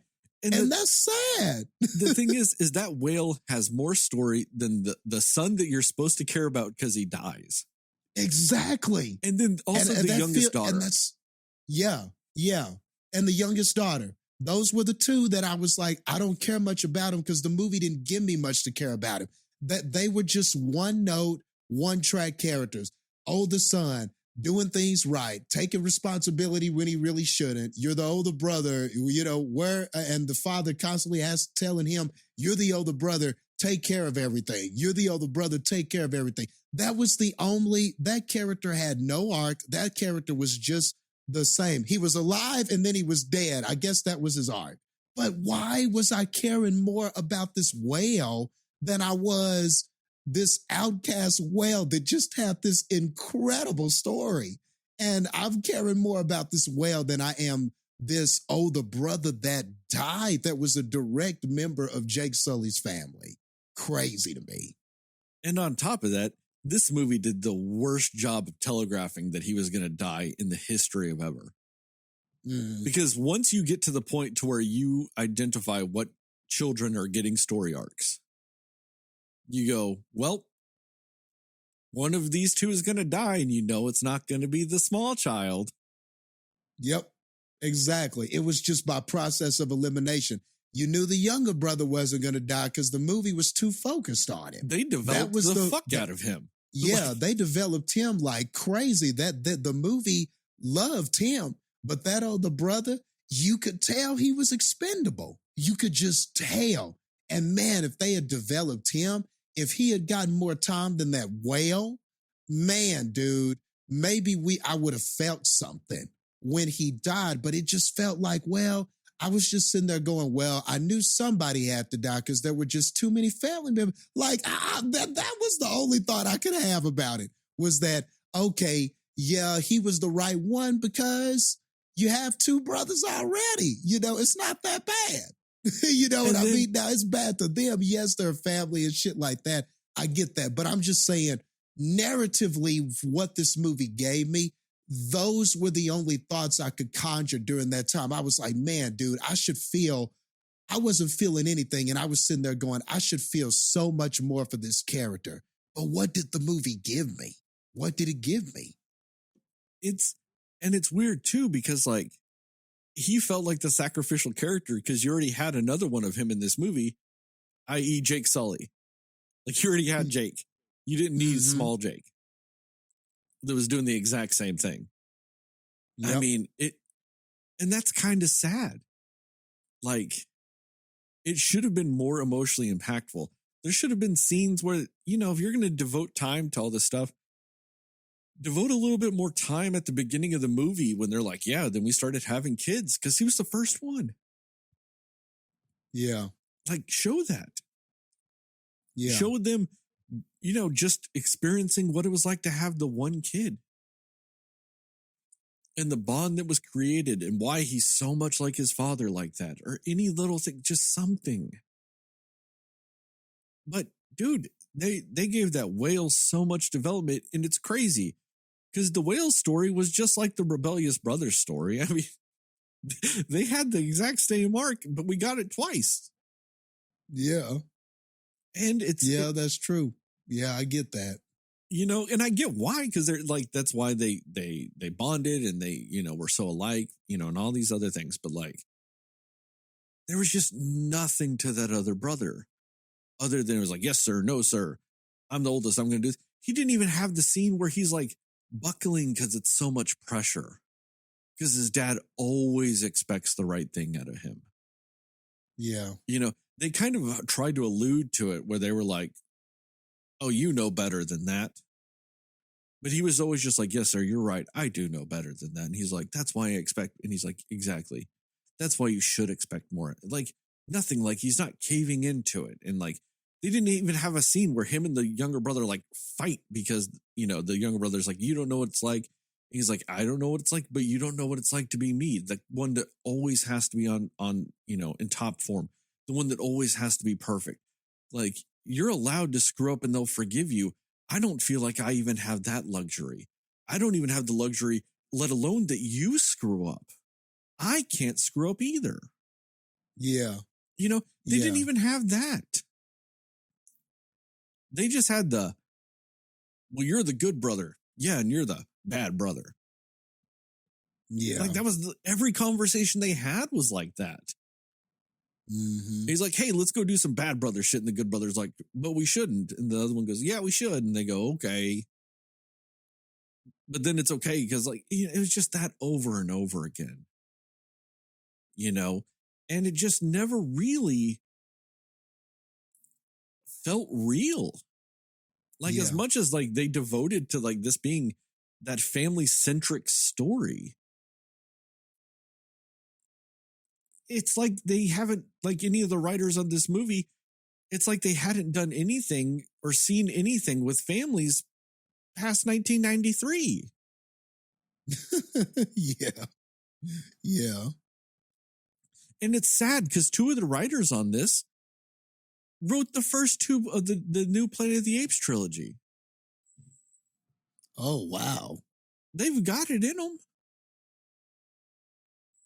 And they just did. I don't know what, like, I don't know if like they had a nice condensed story and it just got stretched over such a long time that it just like gets muddled or what. But like, you know, you look at that movie, like the Planet of the Apes trilogy, the new one, and you kind of see some of the groundwork in this. It's just like every time the Planet of the Apes trilogy made the right decision, this one made the safe decision.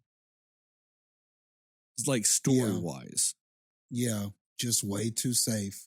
Like think about it. We almost could have had another version of Koba from the second Planet of the Apes movie and how fantastic he was as a villain.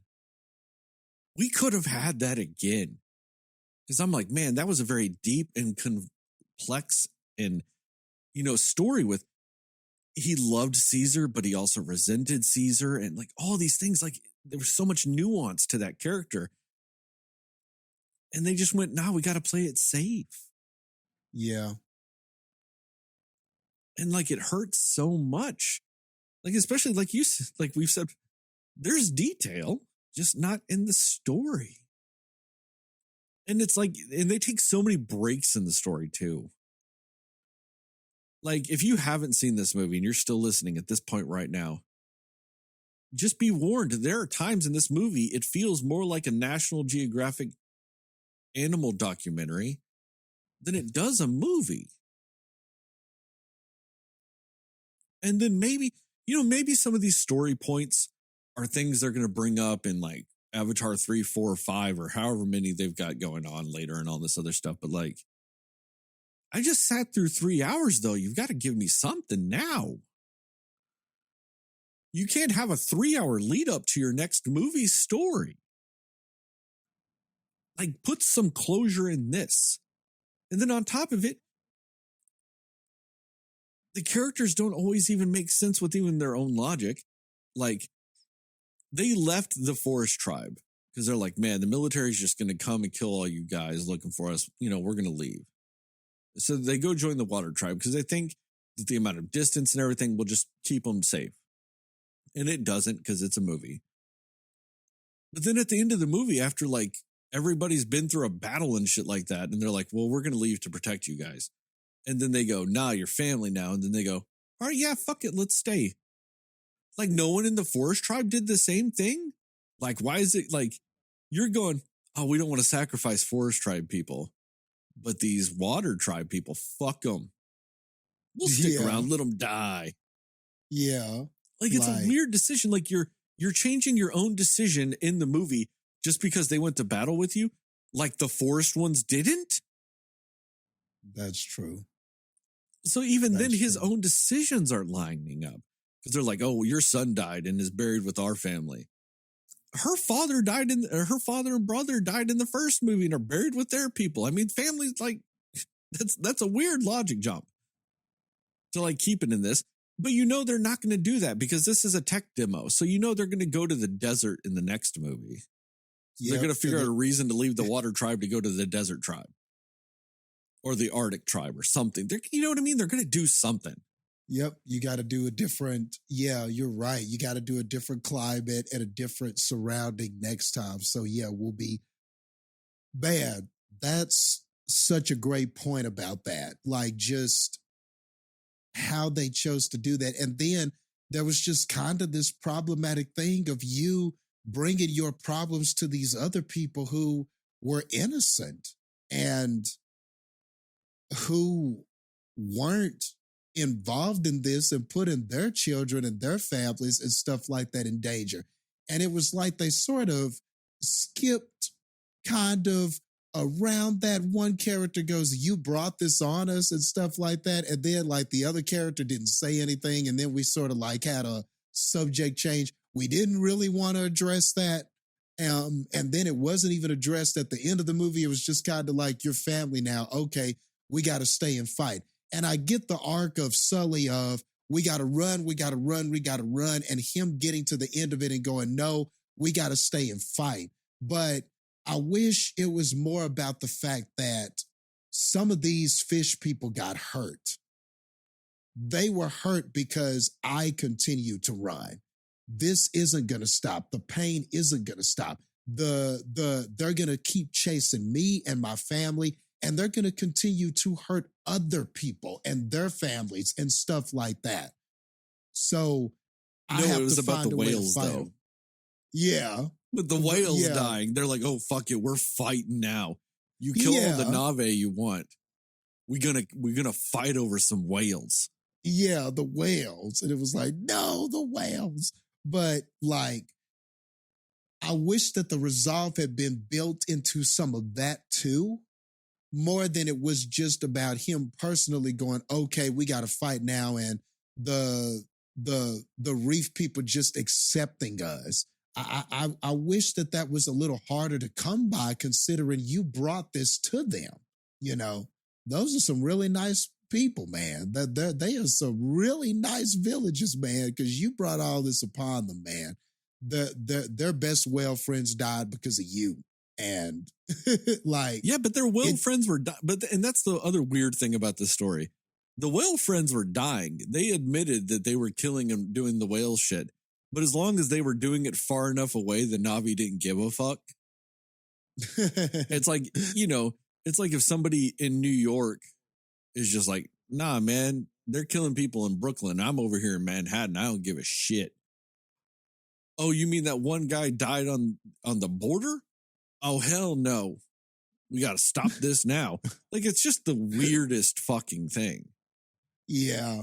Yeah. But I don't know. It just felt like there should have been a little more conflict there with them bringing this upon these villagers who were just so far removed from the conflict. But we didn't want to go there because we needed to resolve this. And we did. And like we said, what is the safe thing to do? Just have the reef people accept them. Just have the border people accept them. The thing is they built into the movie a reason for the reef people to join them, when it was, we need to conquer Pandora because Earth is dying and we're going to just send people here. It was going to be an island person problem too. Yeah. It might not have happened now, but they were going to come to eradicate you also. So whether or not you join the fight now, you will be fighting eventually. So you might as well start now. Yeah. Give them some incentive to fight on that side that just makes sense, like you said, within the narrative. But it just sort of felt like they just accepted them. And I just had issue with that. I don't think that was wrapped up as tightly as it possibly could have been. So that was another problem, I think, in this. I did like the adopted sister, the Sigourney Weaver daughter person. The Sigourney Weaver playing Sigourney Weaver's daughter? Yeah, the Sigourney Weaver playing Sigourney Weaver's daughter. I did like her. I liked how she looked. I liked the character design. She kind of looked like Sigourney in the looks and everything. And I liked the whole thing about kind of being obsessed with her mother. And that was really weird when you're at the beginning of the movie and she's all like looking at her avatar body in this tube and replaying those videos and stuff like that. And man, I wish that she was more fucked up than she was in the movie. They just sort of were like, oh, she's weird, or look at her, she's over here by herself and stuff like that. I wish she was a lot more, I think she could have been a little more fucked up than what they made her. I think that she should have been like a crisis of identity. Yeah, an identity crisis. She totally should have had that. She should have been a little bit more extra, I think. And that would have been fun, and that would have been some neat stuff and stuff like that. I even kind of loved all of that at the end where she sort of was realizing this connection she had and all of that kind of stuff. But I wish that had been the result of overcoming some sort of existential crisis, like you're talking about, or some sort of identity crisis, something like that. I wish it had been like her overcoming something like that, or questioning Why do I have these feelings? Why do I feel like this? You know, is this because of my mom and not being able to explain it and the frustration? And like, maybe they had tidbits of that. Maybe they thought they had that, but I don't know if they really had that either. It was just, she's weird. Why am I weird? See, and they could have had a really fun dynamic, like, because they had her having like a kindredness with Spider.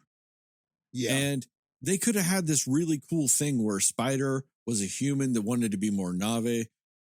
And you could have had her being a Na'vi that wanted to be more human because she knows her mom was a more, human. And so she was wanting to like repress and deny some of those Na'vi things until she accepted who she was. And then that's what allowed her to have that interconnectedness with the planet or wherever the fuck it was. Something like that. Perfect. That's beautiful. I think that's perfect, actually. They could have character, and it would have been a really cool dynamic because, like I said, you have Spider being one way and her being the opposite, and really played into that. So then, when she gets removed from the people, when they go to the island tribe, that's when she's actually having to confront who she is. Because she's removed from what she wanted to be. And all of those things. And they could have done some really cool shit with that. Especially because weirdly enough, the main character, if you will, of this movie, you can argue is actually the rebellious son. But if you really want to go in a traditional sense, it's still Jake Sully. Yeah. He's got zero development at all in this movie. Yeah. He is the most nothing main character I've ever fucking seen. Yeah, he's just one way. Him and Zoe Saldana, the wife, they are just exactly who they are from the start of the movie all the way to the end of the movie when he finally says, "I'm not going to run anymore." That was the only moment where that character changed in a way. But up until that time, he was just the same. Protect, fight, don't fight, run away, safety of children. I got to take care of my children. It was very just like they didn't do much with him at all. And I totally agree with you.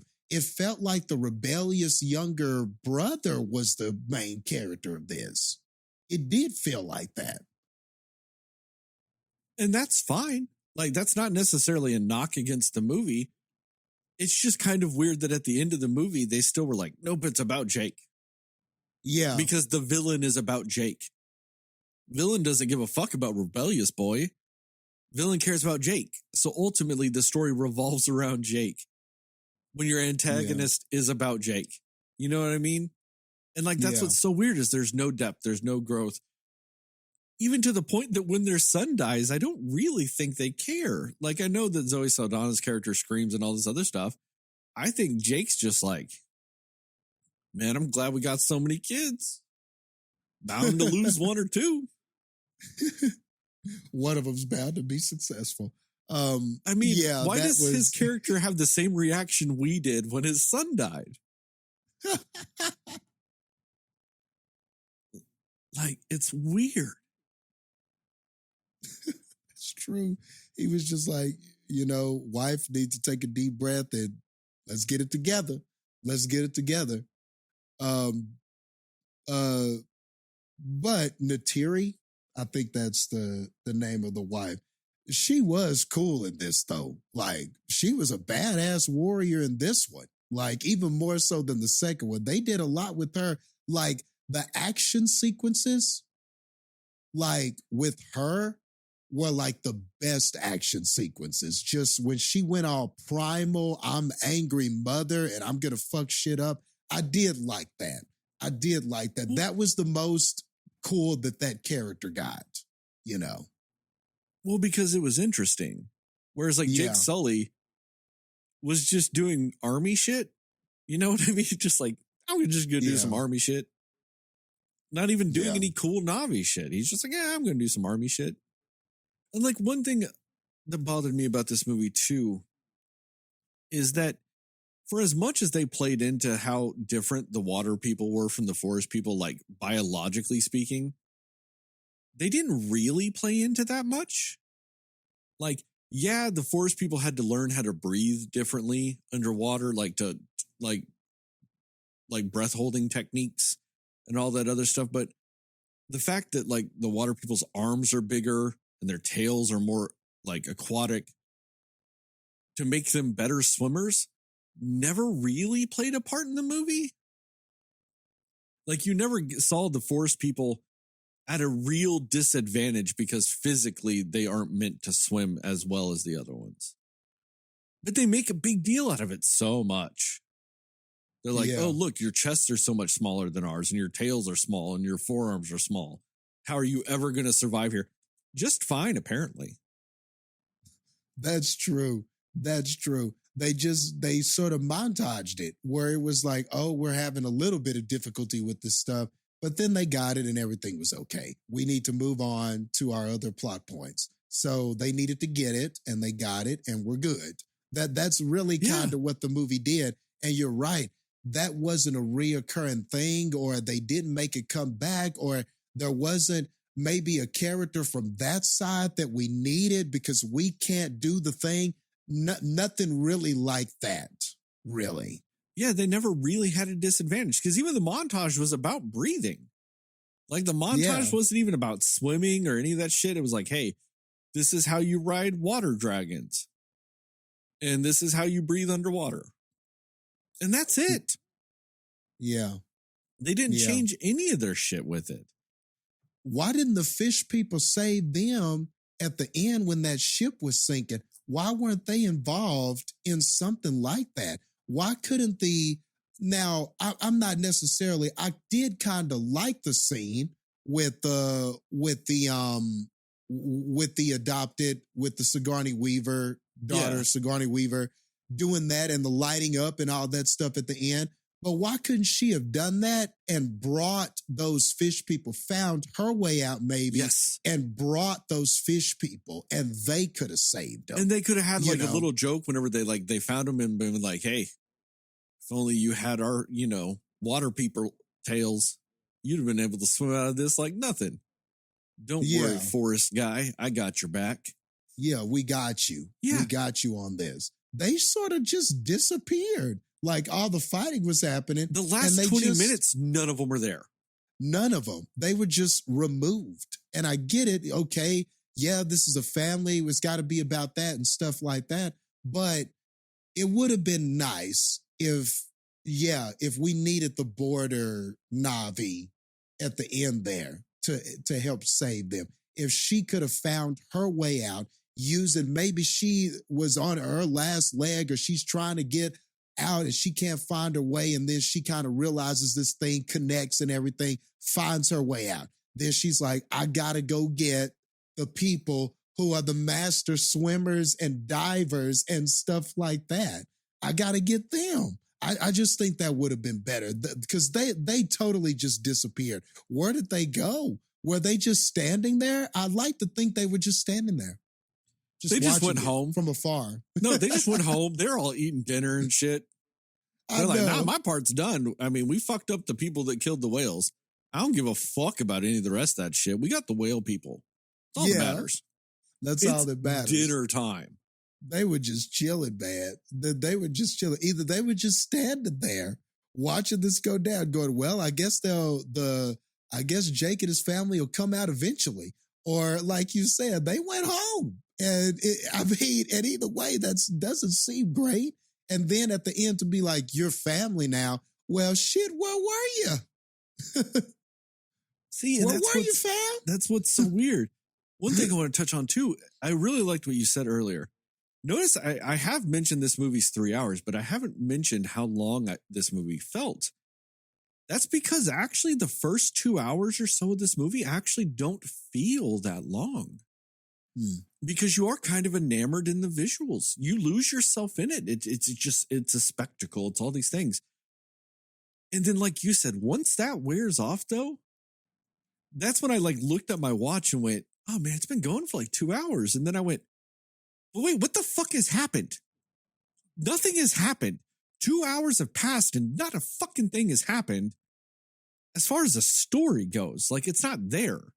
You know what I mean? That's what, I think it's funny that I had the exact same thing, and I'm nowhere near as tolerant to run times as you are. You're infinitely more tolerant than I am, because you'll see a 3-hour movie sometimes and you'll be like, I sign up for it as long as it delivers on its promise. I don't feel that way when I see a 3-hour runtime. I go, this best be the best damn movie ever to justify 3 hours. Yeah. You know, our social contracts with movie runtimes are different. But we still had the same experience with this movie. Yeah. It doesn't feel like, I will give it credit, it didn't feel like 3 hours. But like you said, once the spectacle wears off and you get past the shine and the glitz and the glamour, you do find yourself sitting there going, wait, what is going on? Like, what is happening? Like, what are you saying? What are you doing? Exactly. What is actually going on with the story? And I think one of the parts that was the most egregious to me, or when I really started to realize it, is that when we got to the border people and that whole thing started with them trying to get used to swimming and breathing and all of that, that was a real lengthy part of time without going back to Spider or what our villain was doing or anything like that. That was a long ass period of time. I want to go back and time that because it felt like 30 minutes of us with the reef, with the border people and the water Navi. It felt like we were there for so long before anything moved with our villain or what was going on over there or them trying to find him. It felt like there was a long ass period of time. And so after a while, I was like, man, look at these beautiful visuals. Look at them trying to breathe. Look at them trying to get used to this. Okay, you know, these water Navi, that's cool. And it's making me wonder, well, how many other Navi are there? Do they all look different in different places or continents or whatever? And then after a while, like you said, then the visuals wear off. And after you've seen them practice and fail and get it and all of that kind of stuff, you're like, okay, what is this story really doing? And then you just realize we've been here a long ass time. And then finally, I saw Spider and I saw the villain. And I was like, damn, it took a long time to get back to them. I think that was when I first noticed it. Well, it's because in that scene when they're doing all the breathing stuff, it goes right back to the same thing the first movie did. When Jake's like learning about the Na'vi and he's like, oh, I got to learn how to ride a dragon.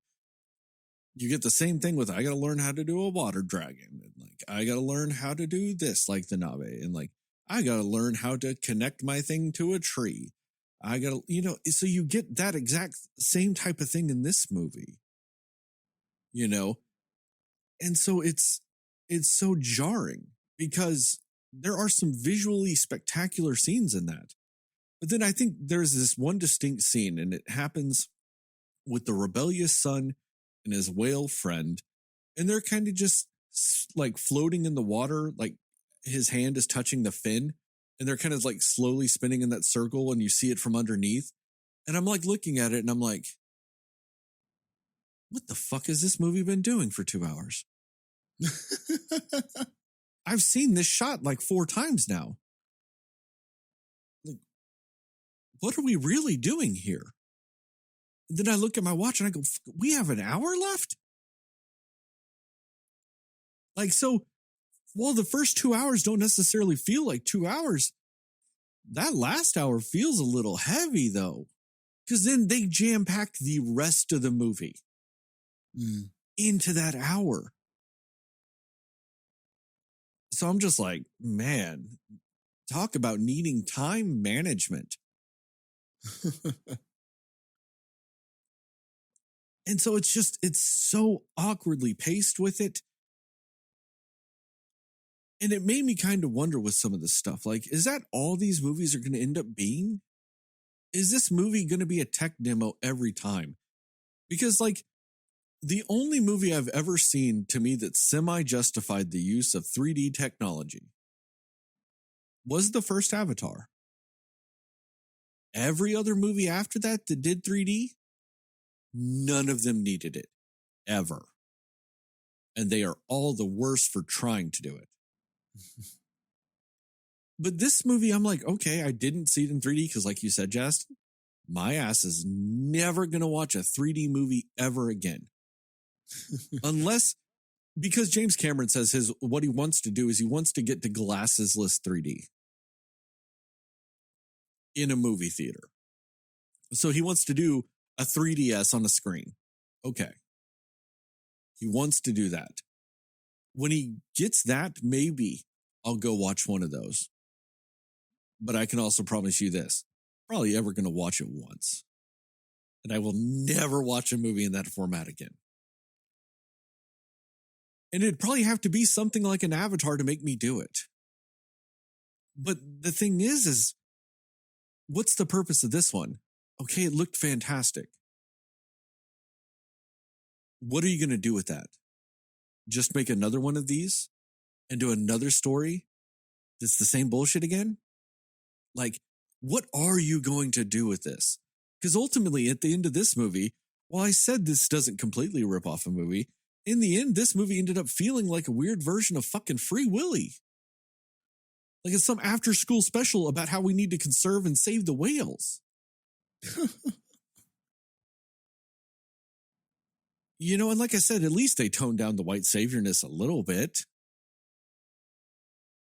But I feel like at a certain point, if you're going to have this guy be the villain again in another movie and all this other stuff, and they got to really save Pandora from, an Earth invasion force, God, they're going to do some next level epic white saviorness in that. They're probably going to have one movie where he's going to have to figure out a way to go back into a human body to do some shit to come back. You know what I mean? Something like that. Oh God. They're going to do something. Man, I hope you're not right, but I feel like you're going to be right. And now we got to deal with the same villain again. And,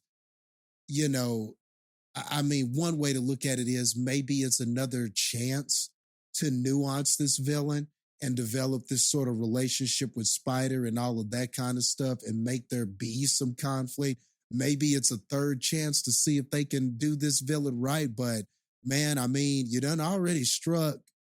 You done already tried to hit this ball twice. Can I expect you to finally hit that home run the third time? And I don't know. I don't know how interested they are in that. Well, when it comes to this narrative. James Cameron in an interview said that this movie sets up Stephen Lang being a villain in this universe for at least another 2 or 3 movies. And with James Cameron's inability to even want to demonstrate nuance in a story, Jastin, I don't think you're going to get it at all, ever. Yeah. We're going to get 5 movies of a James Bond villain. God.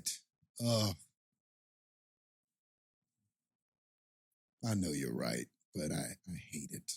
I hate it because it's even more frustrating as something like this, because when the pieces are there, and then that means that they'll continue to do this almost do it thing and not do it. And that's just going to make me even more frustrated.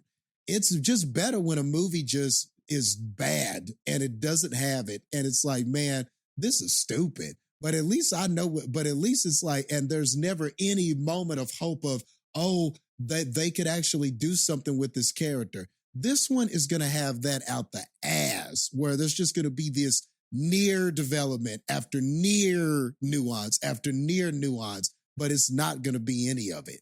And I'm just going to be mad. It's going to be frustrated. And the thing is, I'd rather they just abandon it. Just don't hint at that there might be development. Yeah. Because that's what makes me mad. They hinted at it. It was there. They showed what they could have possibly done, and then they just didn't do it. I'd rather, if that wasn't in there, I wouldn't be as mad that the villain was so fucking one-dimensional. If they hadn't shown that there could have been a dimension, Like, that's what angers me with it. Is that at one point, for all I know, there's like 40 minutes of deleted scenes of everything we talked about.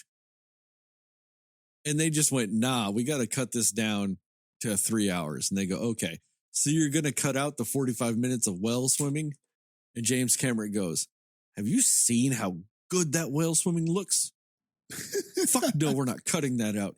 Get rid of all that bullshit nuance. I want this character to have the singular focus of T-1000 because everybody loved him. Damn. And you're just like, okay, James Cameron. Okay. I mean, I don't know. I mean, I'm weirdly optimistic for the third one because this one did exceed my expectations. As weird as it sounds, because I gave the movie a fucking 50. Yeah, you did. This movie That you did. exceeded my expectations because I'm not going to lie. Going into this movie, I was primed and ready to give this movie a negative fucking score.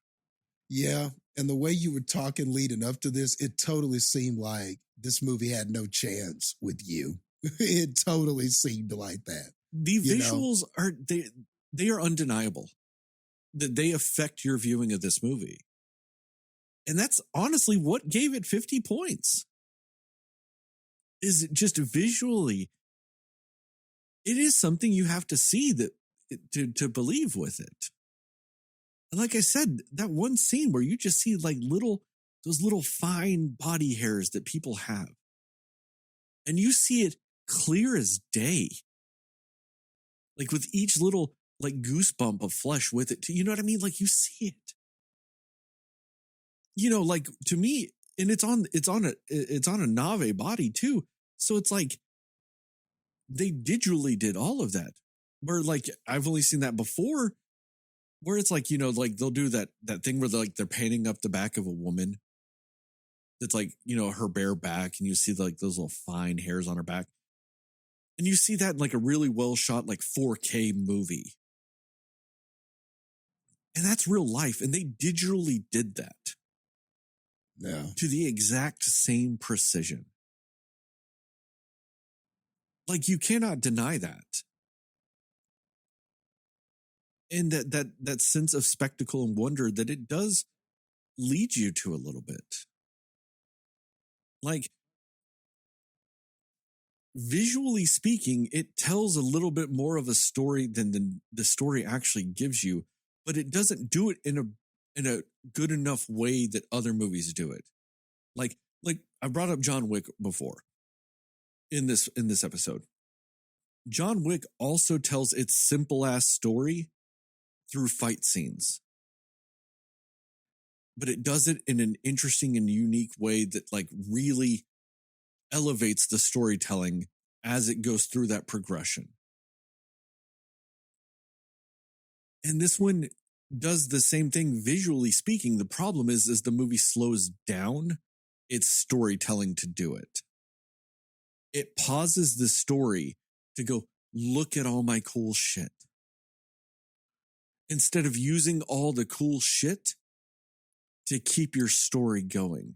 Like you said, Jastin, it pauses the fucking story to go, hey guys, here's a training montage. Just like from the first movie. That is just to justify the end. Instead of using it to like build and like have some failure, have some growth with it. You know, all these things. Like maybe it would have been a cool thing to where the younger rebellious brother was actually taking to the breathing techniques better than the dutiful great son. Yeah. And caught like a little bit of dynamic with that. But no, they just all like, you know, it was a little hard, but then they just did it. But it took them 45 minutes to just do it. And that's the problem. Is you didn't keep your story going with cool shit. You paused it to do cool shit. And that's the difference. Mm-hmm. But like I said, I can't deny it. I am genuinely surprised how much I enjoyed the movie visually. I'm not surprised with how good it looked because, well, fuck, it should. I mean, he delayed the movie so long to get the visuals to this point and all these things. Like, I get that. But it really is a new thing. Now, the problem is we're not going to see another movie with these visuals until the next one. Because this is the only movie that needs these visuals. Like, that's the problem. Yeah.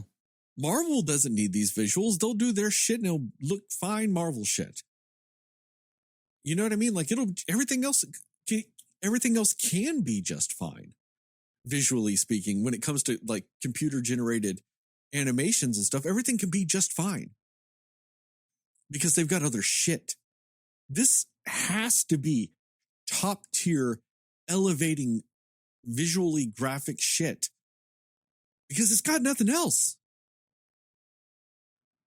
Yeah. So, oh well. Anyway, you got any more thoughts about Avatar, Waterworld 2? No, all of this just made me want ice cream, and it's cold as hell outside. and I still want ice cream. You say it's cold as hell outside. We're getting to -20 here this week. Oh, damn. Well, I'll stop complaining. On Christmas Eve. Tomorrow Man. we're supposed to start getting just an ungodly amount of snow tomorrow. A white Christmas. Yeah, that's not weird up in the Midwest. It snows here. Most people would prefer a non-white Christmas here. Probably so. I was about to say, I don't think y'all are dreaming of a white Christmas. No. Oh, man. Especially not the amount of snow if like projections are right, it's going to be stupid. It's going to snow God. for like 14 hours or 15 hours straight. And then it's going to be, like I said, -20, -30 on Saturday. It's going to warm up to like a balmy 10 degrees on Christmas Day. Yeah. We're not looking for anything in the 40s, I think, until next Thursday. And we want the 40s because that'll actually start melting the snow. That's what sucks, is when it snows and it doesn't warm up enough ever, and the snow just stays and it stays and it stays.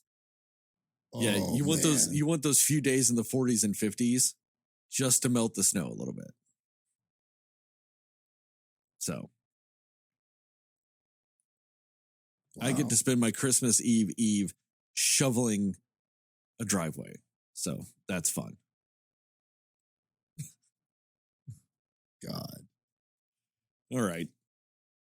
On that note, thank you guys for listening to this episode of the Cinema Slayers podcast. Check us out on the internet at www.cinemaslayers.com. Facebook, we're Cinema Slayers Podcast. Twitter and Instagram, we are Cinema_Slayers. Cinema Slayers Pod on TikTok, at Cinema Slayers Pod on YouTube. Give us a 5-star rating and review. We'd really appreciate it. Shout out to Plug Migo and Mundo Ochoa for our theme song and logos, respectively. Tell your family, tell your friends, tell your friends' family, tell your family's friends. And most of all, tell those dear sweet mothers, because dear sweet mothers love. There's no Heather, so it's on you. Oh, yeah. I was like, what should I say? I don't know. Zoe Saldana, primal screaming, killing a bunch of Marines. It was either that or Wales. Oh, yeah. I could have just said Wales. That would have been a lot easier. Should have went with that. Heather, we need you. I'm not good at this. I should have just texted her and asked her to tell me what dear sweet mothers love before we got to this. And as I just remember here at the Cinema Slayers podcast, we were both pro slut and pro Sydney. And as I always end the TikToks, the podcast, and the YouTube videos, just remember, according to Jastin, Moon Knight is the Best Picture winner.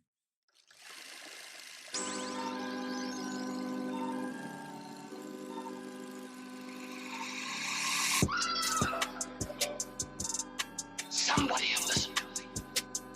Nobody knows anything but you. All right. Are you ready? Yes. Come on. Cinema Slayers. I'm surprised you had nothing to say there, Jastin.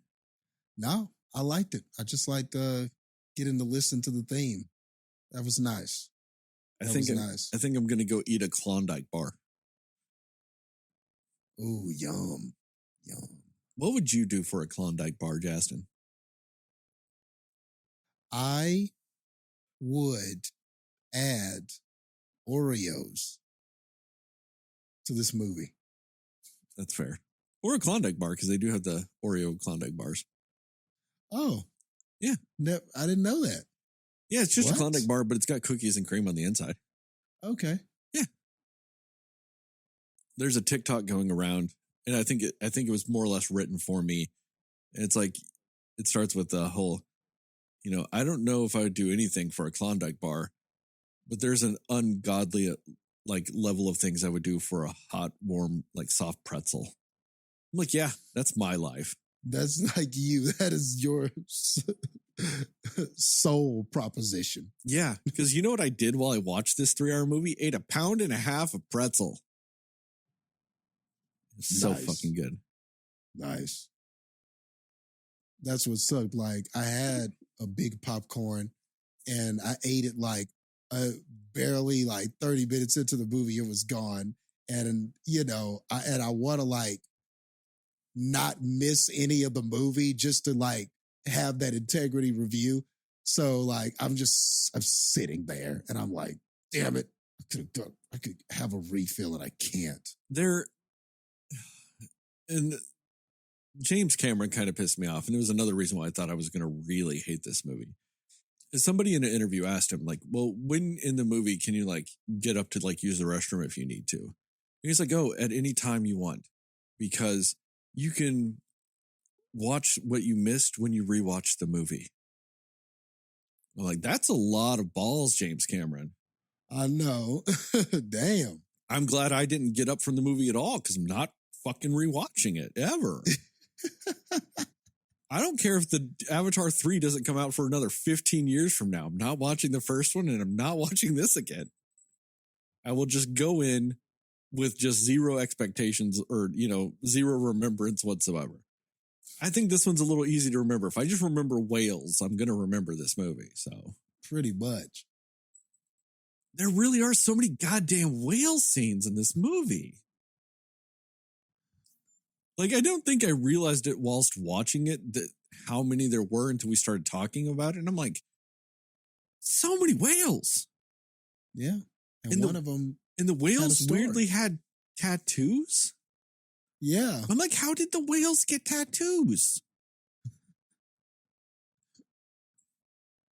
There are whale tattoos in this movie. That's how detailed they get. Each whale has its own tattoos. But the whales have them. That's so weird.